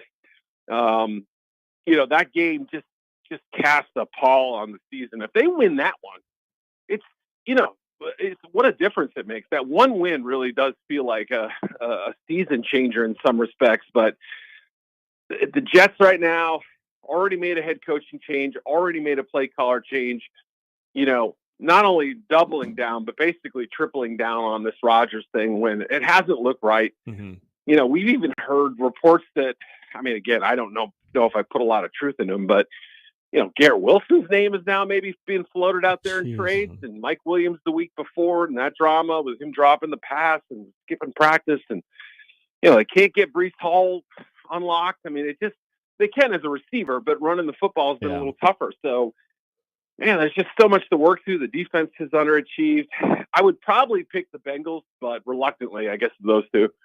Back to the trade yesterday, and we're hearing Max Crosby. We talked about Kupp and Stapp. Is this going to be so much different when it comes to an NFL trade deadline leading up to it that we will see some big names moved? Max Crosby's name's out there. What's your gut tell you about teams going all in to make moves that we don't normally see in season in the NFL?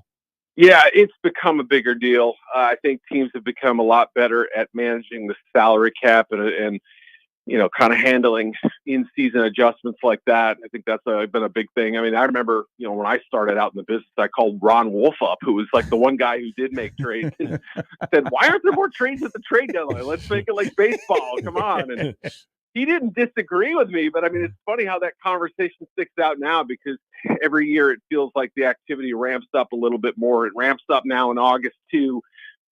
So, some of these moves obviously do kind of reek of desperation or a last gasp type of thing. But, any team that trades for Max Crosby is getting an instant impact player. That's the beauty of adding a defensive end is like, a guy who's been in the league a little bit and knows how it's done. Not too hard to fit a guy like that into your system, right? That's a plug and play player. And if the Raiders truly are considering moving him, they're going to want a pretty good haul. And they have an uncertain future at quarterback. So that would include, I would imagine, pretty good draft pick compensation. They passed on the chance to move up for Penix. They, just didn't really add anything to the position outside of undrafted free agents and Gardner Minshew. So, yeah, I don't know. Just big picture, you're right. We've seen, like the Montez Sweat deal last year, teams making future moves, not just like let's prepare for the next 2 months, but let's look at next season. So pending free agents that you might be able to get a little cheaper if you're confident you can sign them. I love it. It's just more progressive and sort of forward thinking, and it makes it a more exciting league to cover when you have activity like this. It always wins. Eric, thank you very much. Always appreciate the conversation, sir. Have a great morning, fellas. See ya. That's Eric Edholm from NFL.com. I do feel bad for you and Bears fans because it's a good game that we can't get Washington, Chicago here in Omaha. And you got KB and TB12 doing the game. A lot of initials. I apologize for the Chiefs being on your airwaves. I hate it when that's this going to be happens in that's Kansas going to be an ugly game. Mm-hmm. Yep. So sorry. It's all right. I'll find it. Don't worry. Have you heard? So a part of this trade stuff is Tua is back. Yeah. And depending on how he looks, damn near brought Tyreek Hill to tears. Could Justin Fields be in play for the Mike McDaniel offense? Which I have no. I don't know if they have a clear identity without Tua, and they've whoever my stockbroker has been their quarterback for a couple of weeks, so I'm glad that he's going to come back and give me some money on Wall Street. Yeah, it's about time. But Justin Fields' name I saw came up yesterday about possibly Miami, depending on what happens with Tua. Maybe they get two quarterbacks and they go to finish the year with a two-quarterback system in Miami, where when Fields comes in, they're going to run. And so what I was hearing, what Eric said, I was hearing that on Tuesday about, I just felt, okay, once Russell comes in and actually played decent in the second half, that's their guy for at least the immediate future. And there was a lot of pushback around the Pittsburgh scene of, no, Justin Fields is still seen as a commodity that they can use for more of a long-term plan. Like, they're not done with him, and they want, and this is, most times I would say that's more coach speak, and that's more trying to make everybody in the 53-man roster happy and say the right things. When Mike Tomlin insinuates that, I listen, because, well, he gives you a reason to listen and to believe what he's saying. But Justin Fields, I think, is a very interesting case from the standpoint of, if you truly believe he was in a bad situation, which he was in Chicago when he first got drafted and when he had to play behind Andy Dalton, that there's still just more of a slow learning curve for him, that when you can finally get him for it all to lock in, that I can understand why it would be very, very tempting for a team like an organization like Pittsburgh, that I think does as good of a job as any organization of not only looking at the current situation, but the long-term situation as well. That it's weird, even though Russell Wilson's starting, I think there's more long-term confidence in Justin Fields because they think they can develop him. So I think it would take quite a offer from Miami for them to part ways, based on what I was hearing in the last 48 hours around Justin Fields. Do you think so? The narrative around Sam Darnold has shifted a little bit. I know it's their first loss to Detroit, and it's Detroit. Yeah, he hasn't played as good as he did at the start of the season. But what happens if you lose tonight? Yeah, because Stafford is being connected with the Vikings because of Kevin O'Connell. It's still $46 million. I mean, that's a big number for the Rams. And you still got they got their Super Bowl. They can move on. Yep. Like, would the Vikings, even with JJ out for the year, if Sam Darnold and the Vikings lose tonight, would they get active in a Matthew Stafford trade market? Boy, they would have to shave off some money somehow, some way. And that's if they don't have J.J. McCarthy in the wings and you think that he's eventually going to be your guy when he's healthy, I would think in most circumstances, a player like Stafford would make sense. It's you brought up the biggest deterrent, in my opinion, though, and that's the money. The money that you would have to get involved with to bring over a guy who you think is now your new bridge to the young quarterback getting healthy. Now, as we know, there was already questions about J.J. McCarthy's game at the NFL level before he got injured. But you're also dealing with a offensive-minded head coach that sought him out for a reason, that feels like this will eventually be our guy. I could justify, because we know the type of money that they spent on Kirk Cousins. Mm-hmm.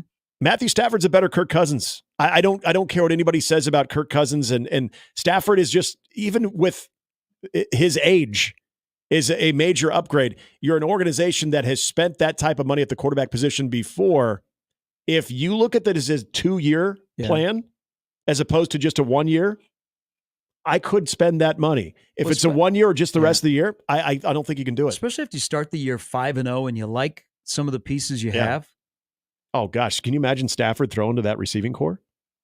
I mean, I don't think Matthew Stafford would have an issue with that. Also being very familiar with that division as well, which, by the way, if the Rams go in full in football, well, if the Rams go in full sale mode, which they probably will, it's going to be because of the NFC North. If they lose tonight, because they will be 0-4 against the NFC North. They wrap up their NFC North round the horn, and they've lost to every NFC North team if they lose tonight. When we come back, what is Nebraska walking into? Kirk Herbstreit just fueled the flames in Columbus with a comment about what Nebraska will be facing this weekend. We'll get into that and much more. Brian Edwards still to come before we're done at 10 on Mornings with Sharp and Handley on 1620 The Zone.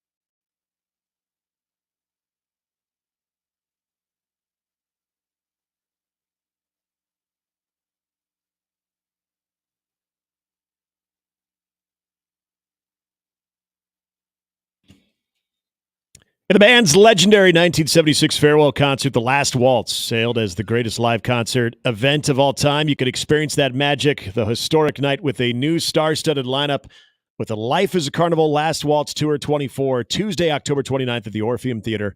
Heartbreakers together for the first time since Tom Petty's passing, plus more special guests. Listen to the Connor Happer Show all week to win your way into the show. Details at 1620thezone.com. Hey, how would we like this? You know, people are not happy with Nebraska and Texas A&M being matched up in postseason events. How would you like the Pinstripe Bowl, December 28th, 11 a.m., New York City? I hate the kickoff time, but I'm actually becoming more and more intrigued by that. Dylan Raiola against Kyle McCord. Yeah. Nebraska against Syracuse. There it is. Dylan on Husker Broadway. Twitter would be able to handle that pretty well. Yeah. People forget Kyle McCord was Nebraska's quarterback for a couple of hours. Mm-hmm. For an afternoon. And then things got a little hectic. Be fun. Yeah. Warm, unseasonably warm, 60 degrees. We've gone from being excited about the Citrus Bowl to possibly the Pinstripe Bowl. Hey, you know what? Go see a big treat. As we always try to tell my son, Have you a get slice. what you get, and you don't throw a fit. And in this case, if you get a bowl game, you get what you get, and you don't throw a fit. If Nebraska's in the Pinstripe Bowl, what's their record? 7-5. Probably 7-5. then yes, then you would be accurate. I'm not going to celebrate that. Not going to. I believe Detroit would be a 6-6 season. I don't think people go to Detroit, even though Detroit's better, despite what has been said publicly of late. Detroit's on the come. Yeah. Mm-hmm. So, the thing about this has become a really weird game in Columbus because Nebraska is wounded, 56-7. You don't know exactly what you're going to get on one side of the ball. Mm-hmm. Nebraska needs to create havoc. They are 4-0 this year when they have 9 or more tackles for losses. Their 2 losses, they've combined for 6 total tackle for losses. Do what you would like to do with that math. It is better than 4 and 6. Yeah, it is. That's true. So Nebraska's got to take care of Nebraska. I keep saying this. It's Nebraska playing Nebraska on Saturday, Ohio State playing Ohio State. This happen to be on the same field. They're going to turn the scoreboard on. Mm-hmm. I don't know if we fully realize what Nebraska is walking into. You were talking about the press conference the other day. Yeah. If you listen to any sports talk or you follow any of the Ohio State message boards, you would think that that's a 1-5 team that Nebraska is playing. Yeah. Kirk Herbstreit, former Ohio State quarterback, he has once again called out Ohio State fans. By the way, Will Howard taking crap from Ohio State fans. I cleaned it up there. Mm-hmm. Again, it's the vocal 10 to 12, 15%. AJ Hawk knows what I'm talking about. They're an embarrassment to the fan base. So Will Howard took off and scrambled there. Time got away from him. He's an amazing kid. I thought played pretty well. Considering the environment he played in, Will Howard will have another opportunity, another chance to play. I thought so far he's playing really good, doing a really good job of playing quarterback for Ohio State. Now, remember he said this last year when Ohio State fans went after Kyle McCord. Quote, There's a standard and there's a psychotic standard. Tell me if this stuff sounds familiar around here. And I would say that's the 15% that represent Ohio State on social media fall into that category of psychotic. They're out of their minds, and what they do is make high school players not want to play for the program because of how they're just such jackasses. They drive me crazy with everything that they do. Kyle McCord's trying to learn how to play the position. Yep. So, Kirk Herbstreit, kind of blunt, supporting his alma mater. Yeah, and supporting the position that he played too. So, this is what could really cause some problems in Columbus. You imagine if Nebraska has a 7-0 lead, or Nebraska's up 10-0 after the first quarter, and all of us around here are going, what's going on? Well, at that point, what's going on? Hello, Tony White. In Ohio State Stadium, they'll be like, oh my God. Mm-hmm. And then it becomes, as you like to eloquently put it, a tension convention. Yeah, I mean that's maybe both these teams need to just fight on the opening play. They just have an 11-on-11. Just let it out. Everybody, let the fans fight too. It's like a line brawl at the Blue Jackets game the night before. Guys, blow the whistle and start fighting. A lot of tension and anger on both sides that have nothing to do with the team you're playing. You're kind of mad at yourself, your fan base. Let them get it out of their system. Yeah, you just, drop the gloves. Let's go at it. And then you know what? It'll be 2nd down and 10. Offsetting penalties. So this is the perspective that I think is so interesting of watching that Oregon-Ohio State game and thinking, damn, this is a good football game. It's easy to remove yourself from either fan base, and in this case, Ohio State, because I'm going to go ahead and just take a leap here and say Ohio State has a little bit more of a critical fan base than what the Oregon fan base. I would say Buckeye overreaction is a little bit more intense than Duck overreaction. Just fired at Eugene. Just Portland. But this can cut both ways of what I perceived initially watching that Ryan Day press conference is this is going to be a pissed off Ohio State team coming in. And they are going to be out for blood. They have the ability and the talent on the side of the football that is under fire right now defensively to get after the quarterback. See, you had and me that's what's going to 10 happen. nothing and that's what's going to happen. But well, you know what? If Actually, weird things happen early in this game and all of a sudden the crowd starts feeding into what apparently the narrative that I was lost on until I watched that press conference, that people start getting quiet or start chirping at their own team, and you get a little bit of that anxiety that's taking place, then all of a sudden you have my whole goal of what I want to see successful for Nebraska is to, at some point in this game, Nebraska be able to, whether it's the first series, first quarter, first half, make Ohio State uncomfortable. The scenario you just laid out on top of the external pressure that is around this team, especially on that defensive side, you would have your uncomfortable situation for Ohio State. And to me, that would be a major success. And then at that point, you're like, if you're Nebraska, like, this is fun. Like, they hate them. These guys hate their team. That would, you're absolutely right. Mm-hmm. Ohio State would turn on their, I mean, that would be a weird environment. The little specks of Nebraska red would be like, yeah. Not sure what to do. We're up 10-0. People around the country have hit the panic button. But you know what? This is kind of fun. I'm here. Gonna enjoy it. Now the realistic reaction is... That was fun. That was fun. We went there for a bit. Somebody take a picture of the scoreboard quickly. Yeah, exactly. All right. Remember when? Brian Edwards stops by next with a full slate of games. Week 8, Week 9. We've already had one unbeaten go down in Liberty. Will BYU, Pittsburgh, Penn State, Navy, also unbeaten go down this weekend? Brian touches on a couple of those games. Coming up next on 1620 The Zone.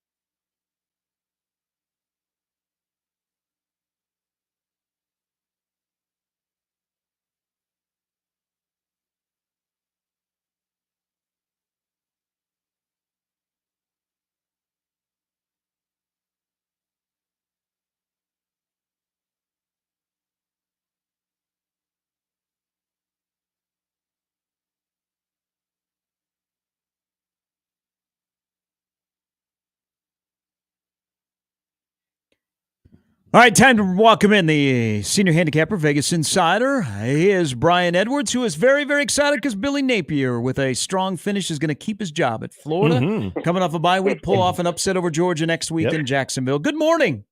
Good morning, gentlemen. The largest outdoor cocktail party. You're not fired up for that? Yeah, that's about the 15th time somebody's mentioned that same scenario to me this week. All right, we won't dwell on that. But let's dwell on a sneaky, really good Thursday night game. I mean, this is one of the best games of the weekend. Syracuse at Pittsburgh. I mean, there's a lot on the line tonight, especially for Pittsburgh, the way they're playing. But Syracuse, man, Kyle McCord is balling out. They are getting 5.5 playing at Heinz Field tonight, or whatever they've renamed it to. How does Narduzzi do tonight as a favorite against the Qs in the ACC? Excuse me. So I made Pitt 4.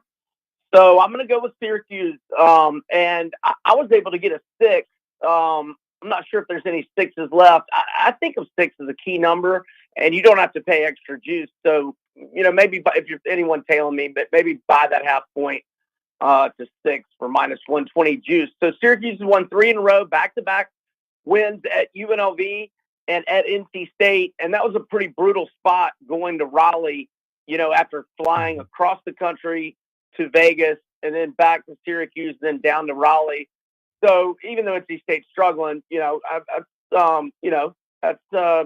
good stuff, getting another road win there. And now it's a third road game in a row, but they've had 2 weeks off.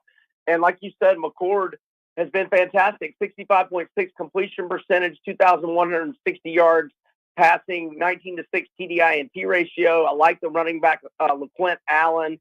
Now, they're most likely going to be without Trebor Pena, who leads them in catches, but they're deep at wide receiver. Rondé Gaston, Yamari Hatcher, Jackson Meeks. I mean, they'll be good there. And I don't want to badmouth Pitt. They've been pretty good to me this year, except for the last time out when they didn't cover by a point to Cal and were fortunate to win. But look, they had fortunate wins at Cincinnati, had a somewhat fortunate win against West Virginia as well. So I just think we're going to have a tight one possession game. So give me the dog. A game that's interesting just because of, if we're talking about response, Texas getting hit this previous weekend, trying to respond to a Vanderbilt team that go talk to Alabama about how that went. And Diego Pavia, 19 or 18. I guess I've seen it go down to 18.5, but is Vandy covering the play here? I think so. They've been a double-digit underdog 4 times this year, and they're 4-0 ATS, 3 outright wins. The lone outright loss by 3 at Missouri in overtime. Diego Pavia playing like one of the best quarterbacks in the country, 66.2 completion percentage, 1,391 passing yards, 11-1 TDI and T ratio, team high 470 rushing yards, 3 touchdowns. The defense is vastly improved, ranked 40th in the country in total defense, 38 against the run. And even though they're in bounce back mode, I consider it a letdown flat spot because they just played, even though they're down and missing all their wide receivers, they just played their, arch rival 2 weeks ago and then had to get up all over again for a game they're really gunning for against Georgia. And, so I think of it as more as a letdown than a bounce back. So give me Vandy plus the 18.5 or 19. Hey, I'm trying to figure out Cincinnati. When I think I have a handle on them, I don't. And now they go to Colorado, Colorado has been better since they lost at Nebraska. And Cincinnati is just a slight underdog, 5.5, wherever, in Boulder against CU. Big game for CU. What does Cincinnati do on the road? Both teams are 2 of the nation's biggest surprises and are both playing extremely well. Cincy could easily be undefeated. They had a 27-10 lead with less than a minute remaining in the third quarter against Pitt, allowed them to come back and win 28-27. When they lost 44-41 at Texas Tech, they missed 2 field goals. Thorsby had like either 11 or 12 touchdown passes and no interceptions for the season at that point.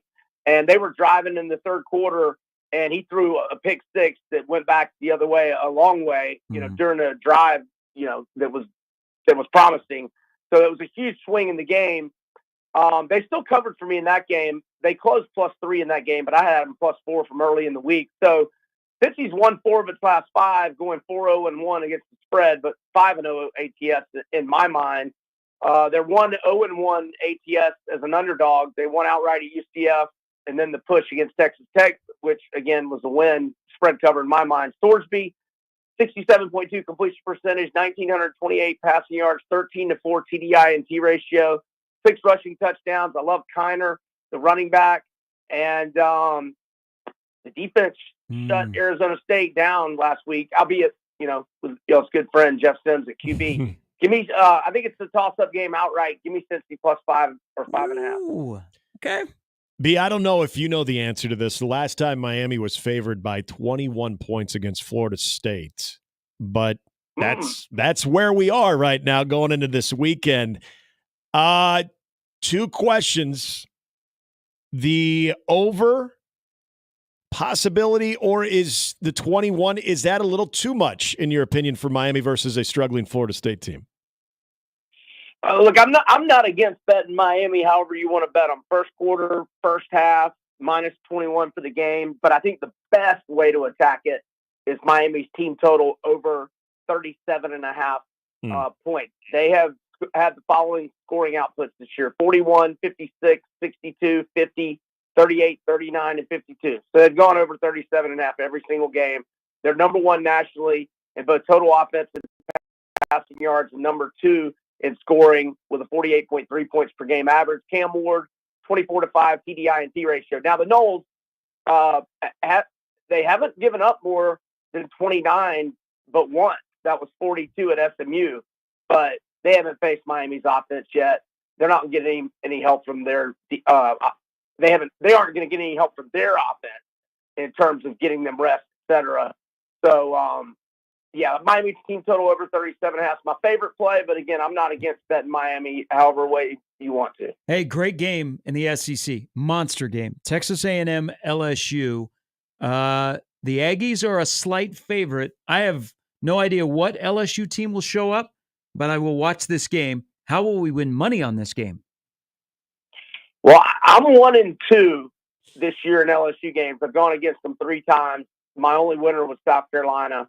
I obviously got my butt kicked with Arkansas last week. I'm going to go against them again. I like how, they're both playing great. They both haven't not lost since week 1, but I just think A&M passes the eye test a little better for me. And they're at home laying less than 3. Give me Aggies -2.5. To the NFL, this one, I have a rooting interest being a Bears fan. I see you do like the Commanders. I got to admit, even with the Jane Daniels injury status, the fact that the Bears opened up as a 1.5-point favorite, we've seen it go to 3 on the road, mind you, that you like the Commanders as the play. But is there a caveat to the Jane Daniels injury status? Well, no, I'm going to, excuse me, I'm taking I've already bet the Commanders, and I'm not expecting him to play. If he plays, woohoo, fantastic. But, I'm not a huge Mariota guy, but he looked phenomenal last week. And, he's got a poor man, Jaden Daniels' skill set. So I only point that out. I just think Kingsbury's offense is perfect for him, and he does a lot of the things that Daniels does, just not quite as well. But last week, I didn't see Mariota play that good in a really long time. So, and just the Commanders are rolling. Now, I know Chicago's won 3 in a row, but straight up and against the spread. But the wins were over the Rams, Panthers, and Jags, who have a combined record of 5-15. So, and Chicago's lost both of its road games, 0-1-1 against the spread. And Washington, at home, 3-0, both straight up and ATS, wins by margins of 3, 21, and 33. Whether Daniels plays or not, I like Commanders +3. Hey, I'm on a roll with the Lions. A little bit of your pushing. Jared Goff is rolling. They're putting up big points. Are they going to put up big points this weekend? Yeah, I think so. And even though Tennessee's got a really good defense, in fact, they're number one in the NFL in total defense, but Detroit has scored 31, 47, and 42 in its last three. Jared Goff, 58 of 68, 887 yards, 7 touchdowns, no interceptions. Lions are number 2 in the NFL total offense, number 3 in passing yards and scoring, 30.3 points per game average. I made Detroit minus 14, so I'm okay with laying 11. I just don't like laying double digits in the NFL, and I don't know why this team total in Detroit is so low. I mean, I know Tennessee's got a good defense, and there's a chance Detroit gets a big lead and kind of hits the brakes offensively, but I don't see any NFL defense holding Detroit to less than 28 points the way they're rolling right now. So give me Detroit's team total over 27.5. Okay, you just said you don't love a double-digit point spread here, especially in the NFL. And with Denver laying against one of the worst teams in the NFL and the Panthers, then that number has now gone to Denver laying 10 at home. Is this a like it, not love it scenario, especially if you could have gotten that at a little bit of a lesser point total? Yeah, you explained that perfectly. I bought Denver from 7.5 to 7 on Sunday night, and got on it pretty strong. Fortunately, Broncos won 4 of their last 5, but straight up and against the spread. 3 of the wins by 19, 16, and 23. So yeah, I'm okay with betting it at 9.5 or maybe I think it's 10 at a few spots. But I obviously like my position better at 7. But Carolina has dropped 4 in a row straight up and against the spread, and their 6 losses this year by margins of 37, 23, 10, 26, 18, and 33. So I think I've just talked myself into. Yeah, you're fine. I think you're fine at 10 or fewer. Okay. Enjoy the football this weekend. Good stuff. You helped me out last week. I'm looking forward to another profitable week. Good luck to you as well.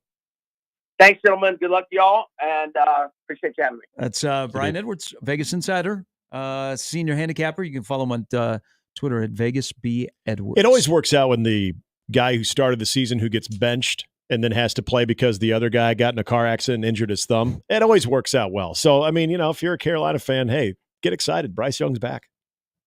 Got to be really good.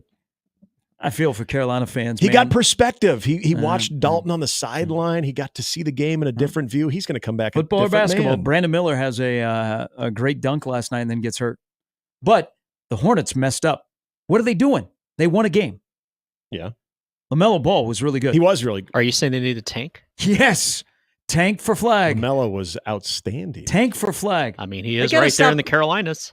I mean, Charlotte's got to stop winning games. I don't care if it's opening night. You got to stop winning games. Do what the Panthers have taught you. Where's that got him? Yeah. All right. Need a good front office. A lot of blaming Matt Rule still. Tomorrow's a Football Friday Fiesta. Matt Rule does speak here in a couple of hours. As a wrap to get ready for Ohio State, we'll talk about it plenty tomorrow. When we join you for Football Friday Fiesta, that's at 6. Crossovers coming up next. For Nick, for Jimmy, I'm Gary. It's Mornings with Sharp and Handley on 1620 The Zone.